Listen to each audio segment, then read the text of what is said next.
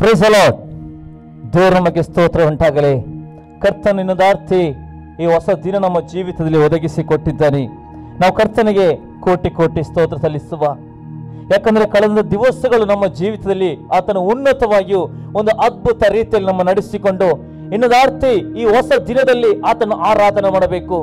ಆತನ ನಾಮವನ್ನು ಘನತೆ, ಆತನ ನಾಮವನ್ನು ಎತ್ತಿ ಹಿಡಿದಕ್ಕೋಸ್ಕರ ಈ ಸಬ್ಬತ್ ಎಂಬ ಈ ಪರಿಶುದ್ಧ ದಿನವನ್ನು ನಮ್ಮ ಜೀವಿತದಲ್ಲಿ ಆತನು ಒಂದು ದಿನವನ್ನಾಗಿ ಕೊಟ್ಟಿದ್ದಾನೆ. 6 ದಿವಸಗಳು ನಮ್ಮ ಕೆಲಸ ಕಾರ್ಯಗಳು, ಆದ್ರೆ ಒಂದು ದಿವಸ ಕರ್ತನಿಗೋಸ್ಕರ ಆತನ ಆರಾಧನೆ ಮಾಡಬೇಕು, ಆತನ ನಮ್ಮನ್ನು ಘನಪಡಿಸಬೇಕು. ಆತ ಮಾಡಿದ ಎಲ್ಲ ಉಪಕಾರಗಳನ್ನು ನಾವು ಆತನಿಗೆ ಯಜ್ಞದ ಪಾದ ನಾವು ಸಲ್ಲಿಸೋರಾಗಬೇಕೆಂಬುದು ಈ ದಿನ ದೇವರು ಕೊಟ್ಟಿದ್ದಾನೆ. ಆದ್ರೆ ನಾವು ಆರಾಧನೆಗೆ ಹೋಗೋ ಮುಂಚೆ ದೇವರ ವಾಕ್ಯದಲ್ಲಿ ನಾವು ಉತ್ತೇಜನಗೊಳ್ಳುವುದಾದರೆ ಆದಿಕಾಂಡ ನಾವು 4ನೇ ಅಧ್ಯಾಯದಲ್ಲಿ ಅಲ್ಲಿ 3, 4 ಮತ್ತು 5, 6ನೇ ವಾಕ್ಯದಲ್ಲಿ ಹೀಗೆ ಬರೆಯಲ್ಪಟ್ಟಿದೆ. ಕಾಲಾಂತರದಲ್ಲಿ ಕಾಯನನು ಹೊಲದ ಬೆಲೆಯಲ್ಲಿ ಕೆಲವನ್ನು ತಂದು ಯೆಹೋವನಿಗೆ ಕಾಣಿಕೆಯಾಗಿ ಸಮರ್ಪಿಸಿದನು. ಹೇಬೆಲನು ಹಾಗೆಯೇ ತನ್ನ ಹಿಂಡಿನಿಂದ ಚೊಚ್ಚಲ ಕುರಿಗಳನ್ನು ಕಾಣಿಕೆಯಾಗಿ ತಂದು ಅವುಗಳ ಕೊಬ್ಬನ್ನು ಹೋಮ ಮಾಡಿದನು. ಯೆಹೋವನು ಹೇಬೆಲನು ಅವನ ಕಾಣಿಕೆಯನ್ನು ಮೆಚ್ಚಿ ಕಾಯನನು ಅವನ ಕಾಣಿಕೆಯನ್ನು ಮೆಚ್ಚಲಿಲ್ಲ. ಇದರಿಂದ ಕಾಯನನು ಬಹು ಕೋಪಗೊಂಡು ಅವನ ಮುಖವು ಕಳೆಗೊಂಡಿತ್ತು. ಆಗ ಯೆಹೋವನು ಅವನಿಗೆ, ಯಾಕೆ ಕೋಪಿಸಿಕೊಂಡಿ? ನಿನ್ನ ತಲೆ ಯಾಕೆ ಬೊಗ್ಗಿತ್ತು? ಒಳ್ಳೆ ಕೆಲಸ ಮಾಡಿದರೆ ನಿನ್ನ ತಲೆ ಎತ್ತಲ್ಪಡುವುದಲ್ಲವೇ? ಅಲ್ಲದಿದ್ದರೆ ಪಾಪವು ನಿನ್ನನ್ನು ಹಿಡಿಯಬೇಕೆಂದು ಬಾಗಿಲಲ್ಲಿ ಹೊಂಚಿಕೊಂಡಿರುವುದು, ಆದರೂ ನೀನು ಅದನ್ನು ವಶ ಮಾಡಿಕೊಳ್ಳಬೇಕೆಂದು ಹೇಳಿದನು. ಹೌದು ಪ್ರಿಯರೇ, ಈ ಸಮಯದಲ್ಲಿ ನಾವು ವಾಕ್ಯದ ಮುಖಾಂತರ ಉತ್ತೇಜನಗೊಳ್ಳುವುದಾದರೆ ದೇವರಿಗೆ ಒಂದು ಯಜ್ಞ ಬೇಕಿತ್ತು. ನಾವು ನೋಡ್ತೇವೆ, ಆದಮ ಅವಳನ್ನು ದೇವರು ಸೃಷ್ಟಿ ಮಾಡಿಕೊಂಡು ಆತನ ಸಾರೂಪ್ಯದಲ್ಲಿ ದೇವರು ಉಂಟು ಮಾಡುತ್ತಾನೆ. ನಾವು ಅವರ ಮಕ್ಕಳಾದ ನಾವು ನೋಡ್ತೇವೆ ಅಲ್ಲಿ ಕಾಯನನು ಮತ್ತು ಹೇಬೆಲನು. ನಾವು ನೋಡ್ತೇವೆ ಕಾಯನನಿಗೆ ಅಲ್ಲಿ ದೊಡ್ಡವನಾಗಿದ್ದ, ಹೇಬೆಲನು ಸಣ್ಣವನಾಗಿದ್ದ. ಆದರೆ ಅಲ್ಲಿ ತಂದೆ ತಾಯಿ ಯಾವ ರೀತಿ ಯಜ್ಞ ಮಾಡಬೇಕೆಂಬುದು ಆತನಿಗೆ ಪರಿವೇ ಇರಲಿಲ್ಲ. ತಾನು ಏನೇ ಮಾಡಿದ್ರು ಪರವಾಗಿಲ್ಲ, ಆ ಹೊಲದ ಬೆಳೆಯನ್ನು ತಂದು ಆ ದೇವರಿಗೆ ಯಜ್ಞವಾಗಿ ಕೊಡುತ್ತಾನೆ. ಆದರೆ ದೇವರು ಅವನ ಆ ಒಂದು ಯಜ್ಞವನ್ನು ಮೆಚ್ಚುವುದಿಲ್ಲ. ದೇವರು ಹೇಬೆಲನ ಯಜ್ಞವನ್ನು ಮೆಚ್ಚುತ್ತಾನೆ. ಯಾಕಂದ್ರೆ ಅದು ಯೋಗ್ಯವಾದ ಒಂದು ಯಜ್ಞವಾಗಿತ್ತು, ಅದು ದೇವರಿಗೆ ಸಮರ್ಪಕವಾದ ಒಂದು ಯಜ್ಞವಾಗಿತ್ತು. ದೇವರು ಬಯಸುವುದು ಇಷ್ಟೇ, ನಮ್ಮ ಜೀವಿತದಲ್ಲಿ ಆತನಿಗೆ ಒಂದು ಸಮರ್ಪಕವಾದ ಯಜ್ಞ ಬೇಕು, ಆತನಿಗೆ ಅದು ಯೋಗ್ಯವಾದ ಯಜ್ಞ ಬೇಕು. ನಾವು ಹೇಗಾದರೂ ಮಾಡಿ ನಾವು ದೇವರನ್ನು ಮೆಚ್ಚಿಸಲಿಕ್ಕೆ ಸಾಧ್ಯವಿಲ್ಲ. ಯಾಕಂದ್ರೆ ಪರಿಪೂರ್ಣವಾದದ್ದು ದೇವರು ಆತನ ಸಾರೂಪ್ಯದಲ್ಲಿ ನಮ್ಮನ್ನು ದೇವರು ಉಂಟು ಮಾಡಿದ್ದಾನೆ. ನಾವು ನೋಡ್ತೇವೆ, ಯಾವಾಗ ಆತನು ಅಯೋಗ್ಯವಾಗಿ ದೇವರನ್ನು ಯಜ್ಞವಾಗಿ ಸಮರ್ಪಣೆ ಮಾಡುವಾಗ ದೇವರ ಆ ಯಜ್ಞ ದೇವರು ಮೆಚ್ಚದ ನಿಮಿತ್ತ ಆತನ ಮುಖವು ಕಳೆಗೊಳ್ಳುತ್ತದೆ. ಪ್ರಿಯರೇ, ಇವತ್ತು ಅನೇಕ ರೀತಿಯಲ್ಲಿ ಯೂಟ್ಯೂಬ್ ಮುಖಾಂತರ, ನೀವು ಮಾಧ್ಯಮದ ಮುಖಾಂತರ ಆರಾಧನೆ ನೋಡೋದಿರ್ಬೋದು. ಆದರೆ ನಮ್ಮ ಅನೇಕ ರೀತಿಯಲ್ಲಿ ನಿರಾಸೆಗಳು ನಿಮ್ಮ ಜೀವಿತದಲ್ಲಿ ಬಂದಿರ್ಬೋದು, ಅನೇಕ ರೀತಿಯಲ್ಲಿ ನಿಮ್ಮ ಮನಸ್ಸು ಒಂದು ಕುಗ್ಗಿ ಹೋಗಿರ್ಬೋದು ಅಥವಾ ಕಲೆಗೊಳ್ಬಹುದು. ಯಾಕೆಂದ್ರೆ ದೇವರಿಗೆ ಆತನಿಗೆ ನಮ್ಮ ಹೃದಯ ಬೇಕು. ನಾವು ಯೋಗ್ಯ ರೀತಿಯಲ್ಲಿ ಆತನಿಗೆ ಮೆಚ್ಚಬೇಕು. ನನ್ನ ಆರಾಧನೆ ದೇವರು ಆತನು ಚಲಿಸೋನಾಗಬೇಕು. ನನ್ನ ಆರಾಧನೆ ಮೆಚ್ಚಿಕೊಂಡು ಆತನ ಪ್ರಸನ್ನತೆಯನ್ನು ಸುರಿಸೋನಾಗಬೇಕಾದ್ರೆ ಆತನಿಗೆ ಬೇಕು ಯೋಗ್ಯವಾದ ಒಂದು ಯಜ್ಞ. ನಾವು ಈ ಸಮಯದಲ್ಲಿ ಬಂದಿದ್ದೇವೆ, ಆತನಿಗೆ ಪರಿಪೂರ್ಣವಾದ ಒಂದು ಯೋಗ್ಯವಾದ ಯಜ್ಞವನ್ನು ಸಮರ್ಪಣೆ ಮಾಡಲಿಕ್ಕೆ ನಾವು ಬಂದಿದ್ದೇವೆ. ಪ್ರಿಯರೇ, ನೀವು ಯಾವುದೇ ಪರಿಸ್ಥಿತಿಯಲ್ಲಿ ಇರಬಹುದು, ಯಾವುದೇ ಸನ್ನಿವೇಶದಲ್ಲಿ ನೀವು ಇರಬಹುದು, ಯಾವುದೇ ಅನೇಕ ಹೋರಾಟಗಳಲ್ಲಿ ನೀವು ಇರಬಹುದು. ಆದರೆ ದೇವರು ಬಯಸನೆ ನೀನು ಆತನಿಗೆ ಯಜ್ಞವನ್ನು ಕೊಡಬೇಕು. ನಾವು ನೋಡ್ತೇವೆ, ಎಷ್ಟು ಸಹಸ್ರ ದೇವದೂತರು ನಿತ್ಯವೂ ಆತನನ್ನು ಆರಾಧನೆ ಮಾಡೋದು ನೋಡ್ತೇವೆ. ಕೆರೂಬಿಯರು ಸೆರಾಫಿಯರು ದಿನನಿತ್ಯ ಸ್ತುತಿಸುವಂತ ರಾಜಾದಿರಾಜನು ಯೇಸು ಕ್ರಿಸ್ತನಾಗಿದ್ದಾನೆ. ಆಗಿರುವುದಾದರೆ ಈ ಸಮಯದಲ್ಲಿ ಈ ಭೂಲೋಕದಲ್ಲಿ ನಮ್ಮನ್ನು ಆತನು ಆರಿಸಿಕೊಂಡು ಆತನಿಗೋಸ್ಕರ ನಾವು ಆರಾಧನೆ ಮಾಡಬೇಕೆಂಬುದು ನಮ್ಮನ್ನು ಆತನು ಈ ದಿನ ಕೊಟ್ಟಿದ್ದಾನೆ. ಹೌದು, ನಾವು ಸುಮ್ಮನೆ ಈ ದಿನವನ್ನು ಕಳೀಲಿಕ್ಕೆ ಅಲ್ಲ ಕೊಟ್ಟದ್ದು. ಈ ದಿನದಲ್ಲಿ ದೇವರ ನಿಜವಾದ ಒಂದು ಘನತೆ ನಾವು ಎತ್ತಿ ಇಡಬೇಕು. ದೇವರು ಏನೆಲ್ಲ ಸೃಷ್ಟಿ ಮಾಡಿದ್ದಾನೆ, ಏನೆಲ್ಲ ಉಂಟು ಮಾಡಿದ್ದಾನೆ, ಅದಕ್ಕೆ ಆತನಿಗೆ ಹೌದು ನಮ್ಮ ಜೀವಿತದ ಪ್ರತಿ ಅಂಗಗಳು ಹೌದು ಆತನಿಗೆ ಬೇಕು. ನಮ್ಮ ಶರೀರದ ಒಂದೊಂದು ಅಂಗಗಳನ್ನು ಆತನಿಗೆ ನಾವು ಸಜೀವ ಯಜ್ಞವಾಗಿ ಸಮರ್ಪಣೆ ಮಾಡಬೇಕು. ಆಗ ದೇವರೇ ಹೇಳ್ತಾನೆ, ಇದೇ ವಿವೇಕ ಪೂರ್ವಕವಾದ ಆರಾಧನೆ.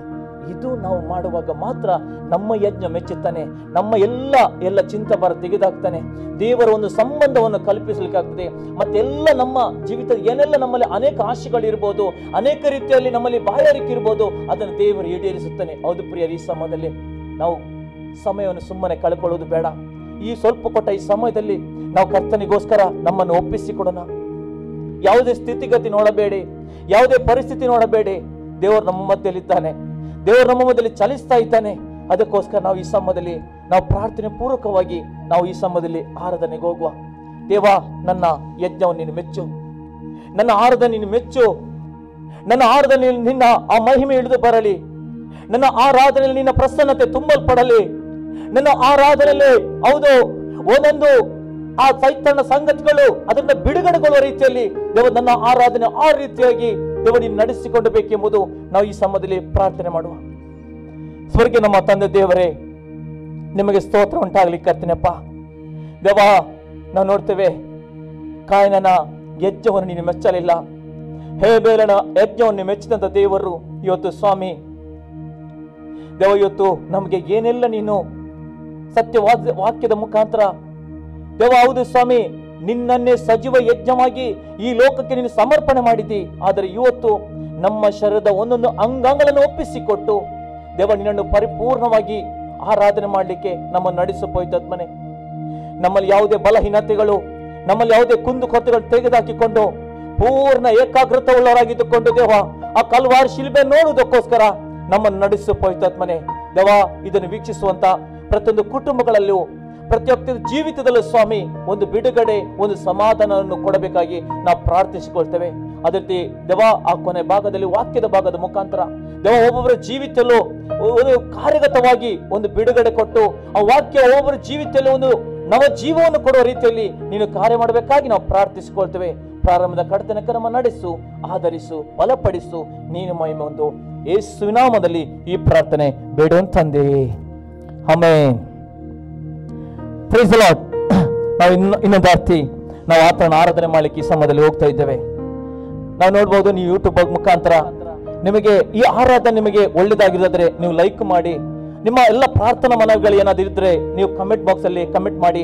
ನಿಮಗೋಸ್ಕರ ನಾವು ದಿನನಿತ್ಯ ಪ್ರಾರ್ಥನೆಗೋಸ್ಕರ ನಾವು ಸಿದ್ಧರಾಗಿದ್ದೇವೆ. ಈ ಸಮಯದಲ್ಲಿ ನಾವು ಆತನ ಪವಿತ್ರಾತ್ಮ ನಾವು ಬರಮಾಡಿಕೊಳ್ಳುವ. ಆತನ ಇಲ್ಲದಿದ್ರೆ ನಾವು ಬರೀ ಶೂನ್ಯರು. ಆತನ ಸಾನ್ನಿಧ್ಯ ನಮಗೆ ಬೇಕು, ಆತನ ಪ್ರಸನ್ನತೆ ನಮಗೆ ಬೇಕು. ಅದಕ್ಕೆ ಪವಿತ್ರಾತ್ಮ ನಿನ್ನ ಆತ್ಮ ನಮ್ಮ ಮೇಲೆ ಸುರಿಸು. ಪವಿತ್ರಾತ್ಮ ದೇವ ನಮ್ಮನ್ನು ನೀ ನಡೆಸಿ ಎಂಬುದು ಆತನ ಆರಾಧನೆ ಮಾಡ್ತಾ ಆತನ ನಮ್ಮ ಈ ಸಮಯದಲ್ಲಿ ನಾವು ಕೊಂಡಾಡೋಣ. Thank you God, hallelujah Jesus.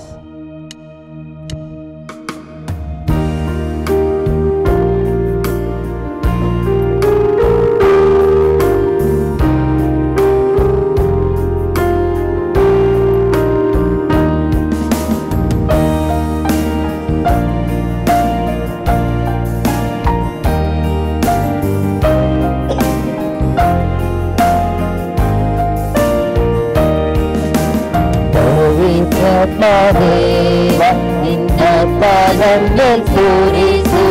ಪವಿತ್ರಾತ್ಮ ದೇವ ನೀ ನಮ್ಮನ್ನು ನಡೆಸು. ಪವಿತ್ರಾತ್ಮ ದೇವ ನಿನ್ನ ಪಾದಮೇಲ್ ಸುರಿಸು. ಪವಿತ್ರಾತ್ಮ ದೇವ ನೀ ನಮ್ಮನ್ನು ನಡೆಸು. ಆದಿ ಸಭೆಯಲ್ಲಿದ್ದಂತ ಆತ್ಮ ನಮಗೆ ನೀಡು. ನಿನ್ನ ಶಿಷ್ಯರಲ್ಲಿ ಇದ್ದಂತ ಆತ್ಮ ನಮಗೆ ನೀಡು. ಆದಿ ಸಭೆಯಲ್ಲಿದ್ದಂತ ಆತ್ಮ ನಮಗೆ ನೀಡು. ನಿನ್ನ ಶಿಷ್ಯರಲ್ಲಿ ಇದ್ದಂತ ಆತ್ಮ ನಮಗೆ ನೀಡು. ಈ ಕತ್ತಲ ಲೋಕದಲ್ಲಿ ನಿನ್ನ ಬೆಳಕು ನಮಗೆ ನೀಡು. ಈ ಕತ್ತಲ ಲೋಕದಲ್ಲಿ ನಿನ್ನ ಬೆಳಕು ನಮಗೆ ನೀಡು. ಪವಿತ್ರಾತ್ಮ ದೇವ ನಿನ್ನ ಪಾದಕ್ಕೆ ಸುರಿಸು. ಪವಿತ್ರಾತ್ಮ ದೇವ ನೀ ನಮ್ಮನ್ನು ನಡೆಸು. ಪವಿತ್ರಾತ್ಮ ದೇವ ನಿನ್ನ ಪಾದಕ್ಕೆ ಸುರಿಸು. ಪವಿತ್ರಾತ್ಮ ದೇವ ನೀ ನಮ್ಮನ್ನು ನಡೆಸು. ಆದಿ ಸಭೆಯಲ್ಲಿದ್ದಂತ ಒಮ್ಮನಸನ್ನು ನೀಡು. ನಿನ್ನ ಶಿಷ್ಯರಲ್ಲಿ ಇದ್ದಂತ ಪ್ರಾರ್ಥನಾತ್ಮವ ನೀಡು. ಆದಿ ಸಭೆಯಲ್ಲಿದ್ದಂತ ಒಮ್ಮನಸನ್ನು ನೀಡು. ನಿನ್ನ ಶಿಷ್ಯರಲ್ಲಿ ಇದ್ದಂತ ಪ್ರಾರ್ಥನಾತ್ಮವ ನೀಡು. ಶುಭವತೆ ಸಾರಲು ಧೈರ್ಯದ ಆತ್ಮವ ನೀಡು. ಶುಭವತೆ ಸಾರಲು ಧೈರ್ಯದ ಆತ್ಮವ ನೀಡು. ಪವಿತ್ರಾತ್ಮದೇವ ನಿನ್ನಾತ್ಮ ನಮ್ಮೈ ಸುರಿಸು. ಪವಿತ್ರಾತ್ಮದೇವ ನೀ ನಮ್ಮನ್ನಡೆಸು. ಪವಿತ್ರಾತ್ಮದೇವ ನಿನ್ನಾತ್ಮ ನಮ್ಮೈ ಸುರಿಸು. ಪವಿತ್ರಾತ್ಮದೇವ ನೀ ನಮ್ಮನ್ನಡೆಸು. ಆದಿ ಸವಿಯಲ್ಲಿದ್ದಂತ ದರ್ಶನವ ನೀಡು. ಶಿಷ್ಯರಲ್ಲಿ ಇದ್ದಂತ ಸೇವೆಯ ಭಾರವ ನೀಡು. ಆದಿ ಸವಿಯಲ್ಲಿದ್ದಂತ ದರ್ಶನವ ನೀಡು. ಶಿಷ್ಯರಲ್ಲಿ ಇದ್ದಂತ ಸೇವೆಯ ಭಾರವ ನೀಡು. ನಿನ್ನ ರಾಜ್ಯ ಕಟ್ಟಲು ಜ್ಞಾನದ ಆತ್ಮವ ನೀಡು. ನಿನ್ನ ರಾಜ್ಯ ಕಟ್ಟಲು ಜ್ಞಾನದ ಆತ್ಮವ ನೀಡು. ಪವಿತ್ರಾತ್ಮದೇವ ನಿನ್ನಾತ್ಮ ನಮ್ಮೈ ಸುರಿಸು. ಪವಿತ್ರಾತ್ಮದೇವ ನೀ ನಮ್ಮನ್ನಡೆಸು. ಪವಿತ್ರಾತ್ಮದೇವ ನಿನ್ನಾತ್ಮ ನಮ್ಮೈ ಸುರಿಸು. ಪವಿತ್ರಾತ್ಮದೇವ ನೀ ನಮ್ಮನ್ನಡೆಸು. ಆದಿ ಸವಿಯಲ್ಲಿದ್ದಂತ ಒಮ್ಮನಸನ್ನು ನೀಡು. ಶಿಷ್ಯರಲ್ಲಿ ಇದ್ದಂತ ಪ್ರಾರ್ಥನಾತ್ಮವ ನೀಡು. ಆದಿ ಸವಿಯಲ್ಲಿದ್ದಂತ ಒಮ್ಮನಸನ್ನು ನೀಡು. ಶಿಷ್ಯರಲ್ಲಿ ಇದ್ದಂತ ಪ್ರಾರ್ಥನಾತ್ಮವ ನೀಡು. ಶುಭವತೆ ಸಾರಲು ಧೈರ್ಯದ ಆತ್ಮವ ನೀಡು. ಶುಭವಾರ್ತೆ ಸಾರಲು ಧೈರ್ಯದ ಆತ್ಮವ ನೀಡು. ಪವಿತ್ರಾತ್ಮದೇವ ನಿನ್ನಾತ್ಮ ನಮ್ಮೈ ಸುರಿಸು. ಪವಿತ್ರಾತ್ಮದೇವ ನೀ ನಮ್ಮನ್ನಡೆಸು. ಪವಿತ್ರಾತ್ಮದೇವ ನಿನ್ನಾತ್ಮ ನಮ್ಮೈ ಸುರಿಸು. ಪವಿತ್ರಾತ್ಮದೇವ ನೀ ನಮ್ಮನ್ನಡೆಸು. ಪವಿತ್ರಾತ್ಮ ಓ ಕರ್ತನಪ್ಪ, ಪವಿತ್ರಾತ್ಮ ನಮ್ಮ ಮೇಲೆ ಸುರಿಯ ಮಾಡಿಸು. ಪವಿತ್ರಾತ್ಮದೇವ ನೀ ನಮ್ಮನ್ನಡೆಸು. ನೀ ನಮ್ಮನ್ನಡೆಸು. ಪವಿತ್ರಾತ್ಮನೇ ನಿನ್ನನ್ನು ಮಾತುಕೊಳ್ಳುತ್ತೇವೆ ಕರ್ತನಪ್ಪ. ನಿನ್ನ ಓ ಸ್ವಾಮಿ ಆ ಮಹಿಮೆ ಸ್ವಾಮಿ ನಮಗೆ ಬೇಕು ಕರ್ತನಪ್ಪ. ಆದಿ ಸಭೆಯಲ್ಲಿ ಮಾಡಿದಂಥ ಕಾರ್ಯಗಳು, ಅವ್ರು ಯಾವ ರೀತಿ ಅವರು ಐಕ್ಯತೆಯಲ್ಲಿದ್ರು, ಅವ್ರು ಯಾವ ರೀತಿ ಅನ್ಯೋನ್ಯತೆಯಲ್ಲಿದ್ರು, ಅವ್ರು ಯಾವ ರೀತಿ ರೊಟ್ಟಿ ಮುರಿದರಲ್ಲೂ ಸ್ವಾಮಿ ಸಹೋದರಲ್ಲಿದ್ರು ಸ್ವಾಮಿ. ಅಂತ ಒಂದು ಐಕ್ಯತೆ, ಅಂತ ಒಂದು ಅನ್ಯೋನ್ಯತೆ, ಅಂತ ಒಂದು ಸಂಬಂಧವನ್ನು ಸ್ವಾಮಿ ದೇವ ಈ ದಿನಗಳಲ್ಲಿ ನೀನು ಮಾಡುವಂತ ದೇವರಾಗಿದ್ದೆ ದೇವ. ಶುಭವಾರ್ತೆ ಸಾರಲು ನಿನ್ನ ಆತ್ಮನ ಬಾಲ ನಮಗೆ ಕೊಡು ಪವಿತ್ರಾತ್ಮನೇ ದೇವ. ಹೌದು ಸ್ವಾಮಿ, ನಿನ್ನನ್ನು ಆರಾಧಿಸ್ತಾ ನಿನ್ನ ಆತ್ಮನಿಂದ ತುಂಬಲ್ಪಡವಾಗಿದ್ಕೊಂಡು ನಮ್ಮನ್ನು ಬಲಪಡಿಸು ಕರ್ತನಪ್ಪ ದೇವ. ಇನ್ನೊಂದು ಆರ್ತಿ ಸ್ವಾಮಿ ದೇವೌದು ಸ್ವಾಮಿ, ನಿನ್ನೊಬ್ಬನ ಆರಾಧನೆ ಮಾಡ್ತೇವೆ. ಯಾಕಂದರೆ ನಮ್ಮ ಜೀವನದಲ್ಲಿ, ನಮ್ಮ ಜೀವಿತದಲ್ಲಿ ಸ್ವಾಮಿ ನಿನ್ನ ನಾವು ನಿನ್ನ ನಾಮವನ್ನು ನಾವು ಕೀರ್ತಿಸಿಕೊಳ್ಳುತ್ತಾ ನಿನ್ನ ನಾಮನ ಸಮ್ಮದಲ್ಲಿ ಘನಪಡಿಸ್ತೇವೆ ಕರ್ತನಪ್ಪ. ಹೋ thank you god Raja. Hallelujah ರಾಜ. ಯೇಸುವೇ ಕರ್ತನೆ ನನ್ನನ್ನು ಕೊಂಡಾಡ್ತೇವೆ. ನೀನು ನನ್ನ ಆಶ್ರಯವಾಗಿದ್ದೆ, ನನ್ನ ದುರ್ಗ, ನನ್ನ ಬಂಡೆ, ನನ್ನ ಜೀವವು ನೀನಾಗಿದ್ದೆ ಪರಿಶುದ್ಧಾತ್ಮನೇ. Thank you God. ಹಲ್ಲೆಲೂಯಾ ರಾಜ. ಯೇಸುವೇ ನಿನಗೆ ಮಹಿಮೆ ಸ್ವಾಮಿ. ಕರ್ತನೇ ನಿನಗೆ ಮಹಿಮೆ ಸ್ವಾಮಿ. Thank you God. Hallelujah. Thank you God. Hallelujah ರಾಜ.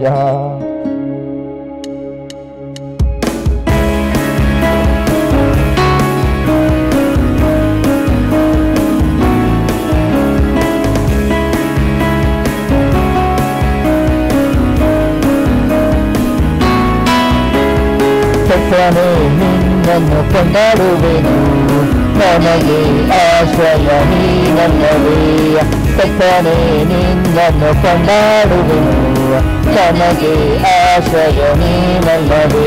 ದೇವನೇ ದೇವನೇ ನೀನೇ ನನ್ನ ರಕ್ಷಕ. ದೇವನೇ ದೇವನೇ ನೀನೇ ನನ್ನ ರಕ್ಷಕ. ಕರ್ತನೇ ನಿನ್ನನ್ನು ಕೊಂಡಾಡುವೆನು, ನನಗೆ ಆಶ್ರಯ ನೀನಲ್ಲವೇ ಕರ್ತನೇ ನಿನ್ನನ್ನು ಕೊಂಡಾಡುವೆನು ನನಗೆ ಆಶ್ರಯ ನೀನಲ್ಲವೇ ಜೀವನದಲ್ಲಿ ನಾ ನಿನ್ನ ಕುರಿತು ಸಾರುವೆನು ನಿನ್ನ ಕೀರ್ತಿಯನು ಜೀವನದಲ್ಲಿ ನಾ ನಿನ್ನ ಕುರಿತು ಸಾರುವೆನು ನಿನ್ನ ಕೀರ್ತಿಯನು ಹೊಸ ಜೀವವಾಗಿ ನನಗೆ ಕೊಟ್ಟು ಪರಿಶುದ್ಧ ಮಾರ್ಗದಲ್ಲಿ ನನ್ನ ನಡೆಸು ಹೊಸ ಜೀವವಾಗಿ ನನಗೆ ಕೊಟ್ಟು ಪರಿಶುದ್ಧ ಮಾರ್ಗದಲ್ಲಿ ನನ್ನ ನಡೆಸು ದೇವನೇ ದೇವನೇ ನೀನೇ ನನ್ನ ರಕ್ಷಕ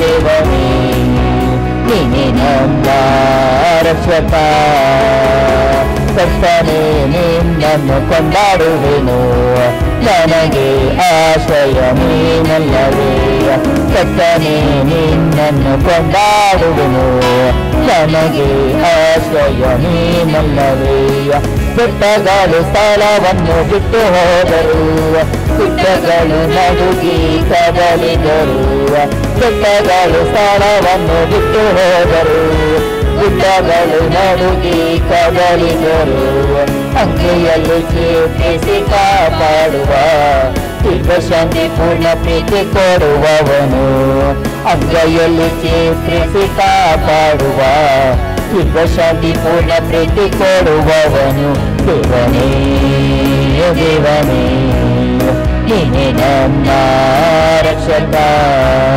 ದೇವನೇ ದೇವನೇ ನೀನೇ ನನ್ನ ರಕ್ಷಕ ಕರ್ತನೇ ನಿನ್ನನ್ನು ಕೊಂಡಾಡುವೆನು ನನಗೆ ಆಶ್ರಯ ನೀನಲ್ಲವೇ ಕರ್ತನೇ ನಿನ್ನನ್ನು ಕೊಂಡಾಡುವೆನು ನನಗೆ ಆಶ್ರಯ ನೀನಲ್ಲವೇ ಜೀವನದಲ್ಲಿ ನಾ ನಿನ್ನ ಕುರಿತು ಸಾರುವೆನು ನಿನ್ನ ಕೀರ್ತಿಯನು ಜೀವನದಲ್ಲಿ ನಾ ನಿನ್ನ ಕುರಿತು ಸಾರುವೆನು ನಿನ್ನ ಕೀರ್ತಿಯನು ಹೊಸ ಜೀವವಾಗಿ ನನಗೆ ಕೊಟ್ಟು ಪರಿಶುದ್ಧ ಮಾರ್ಗದಲ್ಲಿ ನನ್ನ ನಡೆಸಲಿಲ್ಲ ಹೊಸ ಜೀವವಾಗಿ ನನಗೆ ಕೊಟ್ಟು ಪರಿಶುದ್ಧ ಮಾರ್ಗದಲ್ಲಿ ನನ್ನ ನಡೆಸು ದೇವನೇ ದೇವನೇ ನೀನೇ ನನ್ನ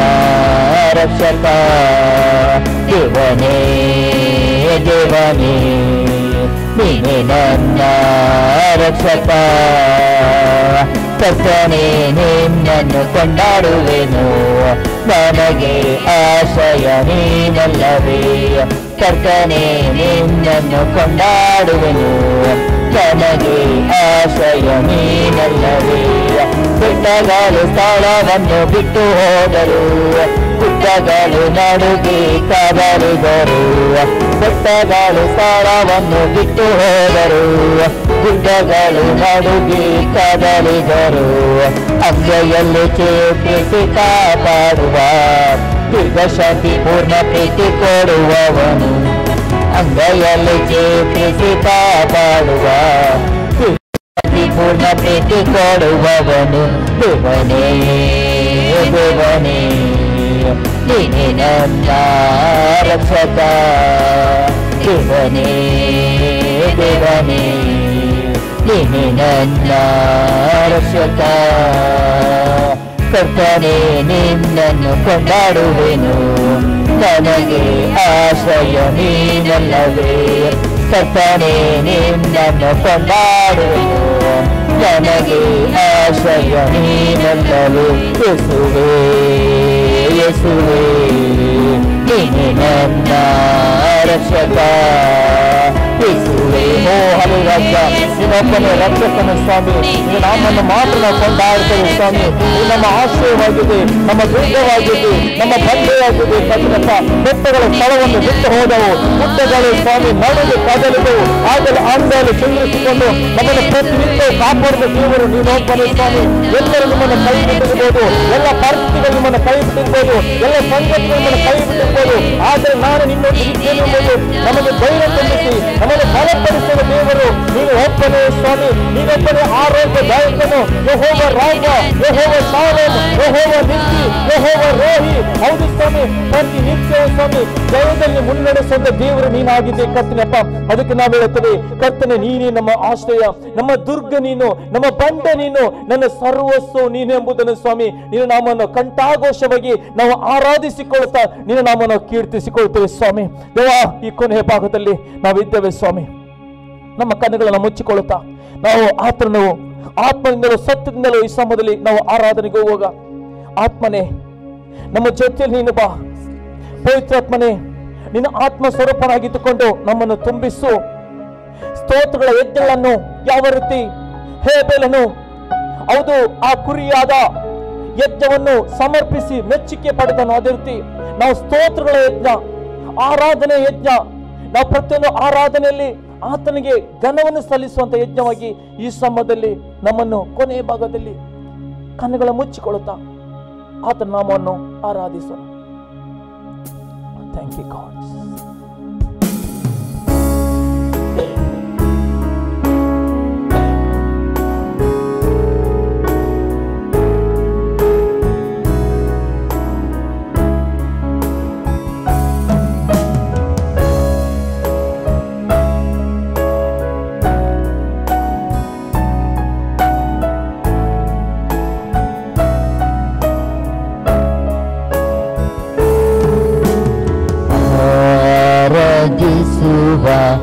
ಆತ್ಮ ಸ್ವರೂಪನ ಆನಂದ ಕುಶದೊಡನೆ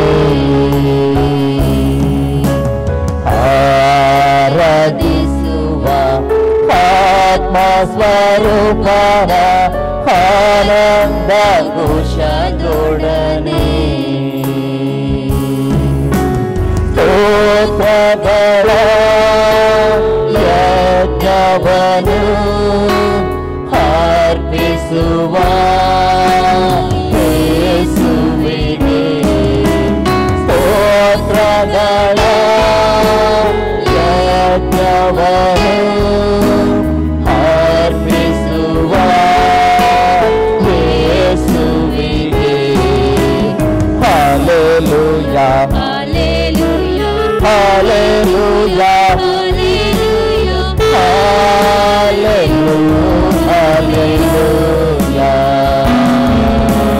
Hallelujah, hallelujah, hallelujah, hallelujah. ಸರ್ವೋತ್ತಮನು ನಮ್ಮ ದೇವರು, ಸ್ತುತಿ ಸ್ತೋತ್ರಕ್ಕೆ ಎಂದು ಯೋಗ್ಯನು. ಸರ್ವೋತ್ತಮನು ನಮ್ಮ ದೇವರು, ಸ್ತುತಿ ಸ್ತೋತ್ರಕ್ಕೆ ಎಂದು ಯೋಗ್ಯನು. ಸುವರಗಳ ಸೂರಿಸುತ್ತಾನೆ, ಸುಕ್ಷೇಮದಿಂದ ಕಾಯುತ್ತಾನೆ. ಸುವರಗಳ ಸೂರಿಸುತ್ತಾನೆ, ಸುಕ್ಷೇಮದಿಂದ ಕಾಯುತ್ತಾನೆ. Hallelujah hallelujah hallelujah hallelujah hallelujah hallelujah hallelujah hallelujah. ಏಕಾಧಿಪತಿಯು ರಾಜರಾಜನು, ಕರ್ತರ ಕರ್ತನು ನೀನೊಬ್ಬನೇ. ಏಕಾಧಿಪತಿಯು ರಾಜರಾಜನು, ಕರ್ತರ ಕರ್ತನು ನೀನೊಬ್ಬನೇ. ಅಮರತ್ವವುಳ್ಳವನೇ, ಅಗಮ್ಯವಾದ ಬೆಳಕಿನಲ್ಲಿ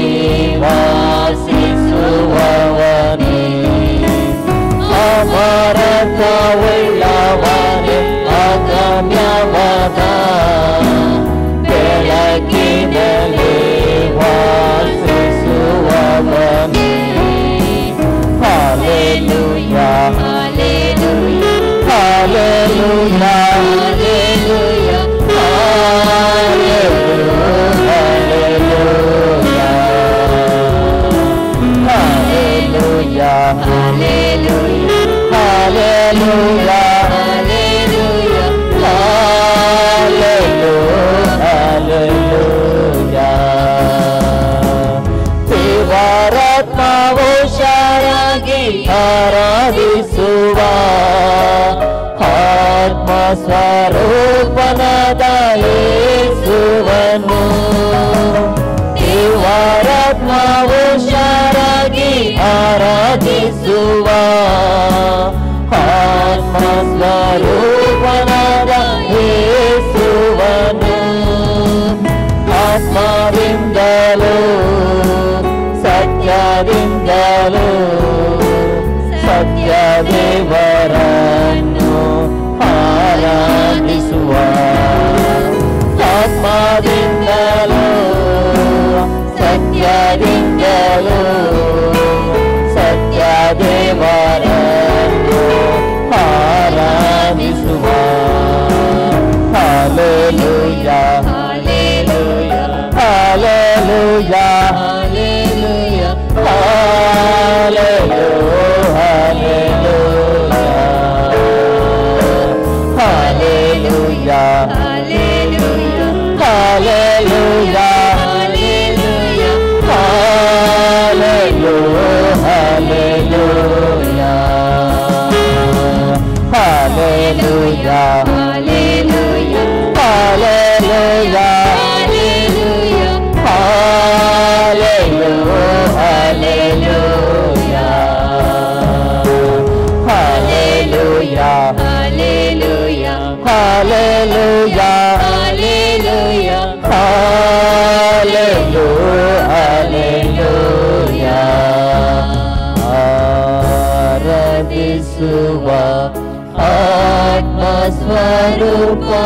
ಹೌದು ಕರ್ತನೆ, ನಾವು ಆತ್ಮವನ್ನು ಆರಾಧಿಸಬೇಕಂತನಪ್ಪ.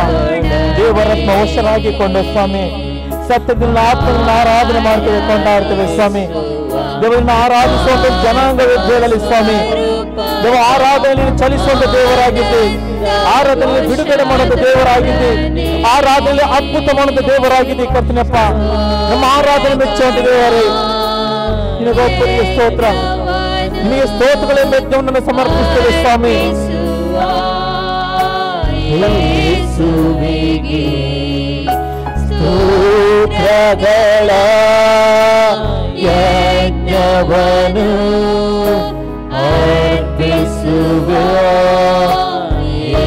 ಯೇಸುವಿಗೆ. Thank you God. ಅಲ್ಲಿ ರಾಜ ಯೇಸುವೆ ನಮ್ಮ ಆರಾಧನೆಯಲ್ಲಿ ಸ್ವಾಮಿ ಸ್ತೋತ್ರ ಸ್ತೋತ್ರ ಸ್ತೋತ್ರ ಸ್ತೋತ್ರ. ಸಿಂಹಾಸನದಲ್ಲಿರುವ ಆತನಿಗೆ ಸ್ತೋತ್ರ ಉಂಟಾಗಲಿ ಕರ್ತನಪ್ಪ. ರಾಜ, ನಮ್ಮ ಆರಾಧನೆ ಬಿಡುಗಡೆ ಮಾಡಿದಕ್ಕಾಗಿ ಸ್ತೋತ್ರ, ನಮ್ಮ ಆರಾಧನೆ ಮೆಚ್ಚಿದಕ್ಕಾಗಿ ಸ್ತೋತ್ರ ಸಲ್ಲಿಸುತ್ತೇವೆ. ನಿನ್ನ ಪ್ರಸನ್ನತೆ ತುಂಬಿದಕ್ಕಾಗಿ ಸ್ತೋತ್ರ ದೇವ, ನಿನಗೆ ಮಹಿಮೆ ಸ್ವಾಮಿ. ಎಲ್ಲ ಘನತೆ ನಿನಗೆ, ಎಲ್ಲ ಮಹತ್ವ ನಿನಗೆ. ಯೇಸು ನಾಮದಲ್ಲಿ ಈ ಪ್ರಾರ್ಥನೆ ಬೇಡುವೆ ತಂದೆ, ಆಮೆನ್. Praise the lord. ದೇವರ ನಮಗೆ ಸ್ತೋತ್ರವಾಗಲಿ. ಇವತ್ತಿನ ಸಂದೇಶಕ್ಕೋಸ್ಕರವಾಗಿ ನಾವು ಕಣ್ಣು ಮುಚ್ಚಿಕೊಂಡು ಪ್ರಾರ್ಥನೆ ಮಾಡೋಣ. ಪರಲೋಕದಲ್ಲಿರುವ ತಂದೆ ದೇವರೇ, ಯೇಸು ಕ್ರಿಸ್ತನ ನಾಮದಲ್ಲಿ ನಾವು ನಿನ್ನ ಪಾದ ಸನ್ನಿಧಾನಕ್ಕೆ ನಾವು ಬಂದಿದ್ದೇವೆ. ನಾವು ಧ್ಯಾನ ಮಾಡುತ್ತಾ ಈ ಸಂದೇಶವನ್ನು ನಾವು ಪವಿತ್ರಾತ್ಮನಲ್ಲಿ ಅಭಿಷೇಕಿಸು. ಪವಿತ್ರಾತ್ಮನೇ ನಾನು ನಿನ್ನನ್ನು ಸ್ವಾಗತಿಸ್ತೇನೆ. ನಮ್ಮ ಒಳ್ಳೆಯ ಬೋಧಕನಾಗಿಕೊಂಡು ಇವತ್ತಿನ ಈ ಸಂದೇಶದ ಮುಖಾಂತರ ನಿನ್ನ ಜನ ಸಂಗಡ ಮಾತನಾಡು. ಪವಿತ್ರಾತ್ಮನೇ, ಈ ವಾಕ್ಯನ ಕೇಳುವ ಪ್ರತಿಯೊಂದು ನಿನ್ನ ಮಕ್ಕಳಿಗೆ ಅವರ ಆತ್ಮಕ್ಕೆ ಜೀವವನ್ನು, ಪ್ರೋತ್ಸಾಹವನ್ನು, ಭಕ್ತಿಯ ಅಭಿವೃದ್ಧಿಯನ್ನು ಉಂಟು ಮಾಡಬೇಕು ನಾನು ಬೇಡಿಕೊಳ್ಳುತ್ತೇನೆ ಯೇಸು ಕ್ರಿಸ್ತ ನಾಮದಲ್ಲಿ, ಆಮೇನ್. ಇವತ್ತು ನಾವು ಧ್ಯಾನ ಮಾಡ್ತೇವೆ ಪ್ರಕಟಣೆ ಗ್ರಂಥ 3ನೇ ಅಧ್ಯಾಯದಲ್ಲಿ 3ರಿಂದ 6ನೇ ವಾಕ್ಯ ತನಕ. ರೆವಿಲೇಷನ್ ಚಾಪ್ಟರ್ 3 ವರ್ಸ್ 3 to 6. ಆದುದರಿಂದ ನೀನು ಹೊಂದಿದ ಉಪದೇಶವನ್ನು, ಅದನ್ನು ಕೇಳಿದ ರೀತಿಯನ್ನು ನೆನಪಿಗೆ ತಂದುಕೊಂಡು ಅದನ್ನು ಕಾಪಾಡಿಕೋ ಮತ್ತು ದೇವರ ಕಡೆಗೆ ತಿರುಗಿಕೋ. ನೀನು ಎಚ್ಚರವಾಗಿಲ್ಲದಿದ್ದರೆ ಕಲ್ಲನ್ನು ಬರುವಂತೆ ಬರುವೆನು. ನಾನು ಯಾವ ಗಳಿಗೆಯಲ್ಲಿ ನಿನ್ನ ಮೇಲೆ ಬರುವೆನೋ ಅದು ನಿನಗೆ ತಿಳಿಯುವುದೇ ಇಲ್ಲ. ಆದರೂ ತಮ್ಮ ವಸ್ತ್ರಗಳನ್ನು ಮೈಲಿಗೆ ಮಾಡಿಕೊಳ್ಳದಿರುವ ಸ್ವಲ್ಪ ಜನರು ಸಾರ್ದಿಸ್ನೊಳಗೆ ನಿನ್ನಲ್ಲಿದ್ದಾರೆ. ಅವರು ಯೋಗ್ಯರಾಗಿರುವುದರಿಂದ ಶುಭ್ರ ವಸ್ತ್ರಗಳನ್ನು ಧರಿಸಿಕೊಂಡು ನನ್ನ ಜೊತೆಯಲ್ಲಿ ನಡೆಯುವರು. ಜಯಶಾಲಿಗೆ ಹೀಗೆ ಶುಭ್ರ ವಸ್ತ್ರಗಳನ್ನು ಒದಗಿಸುವರು.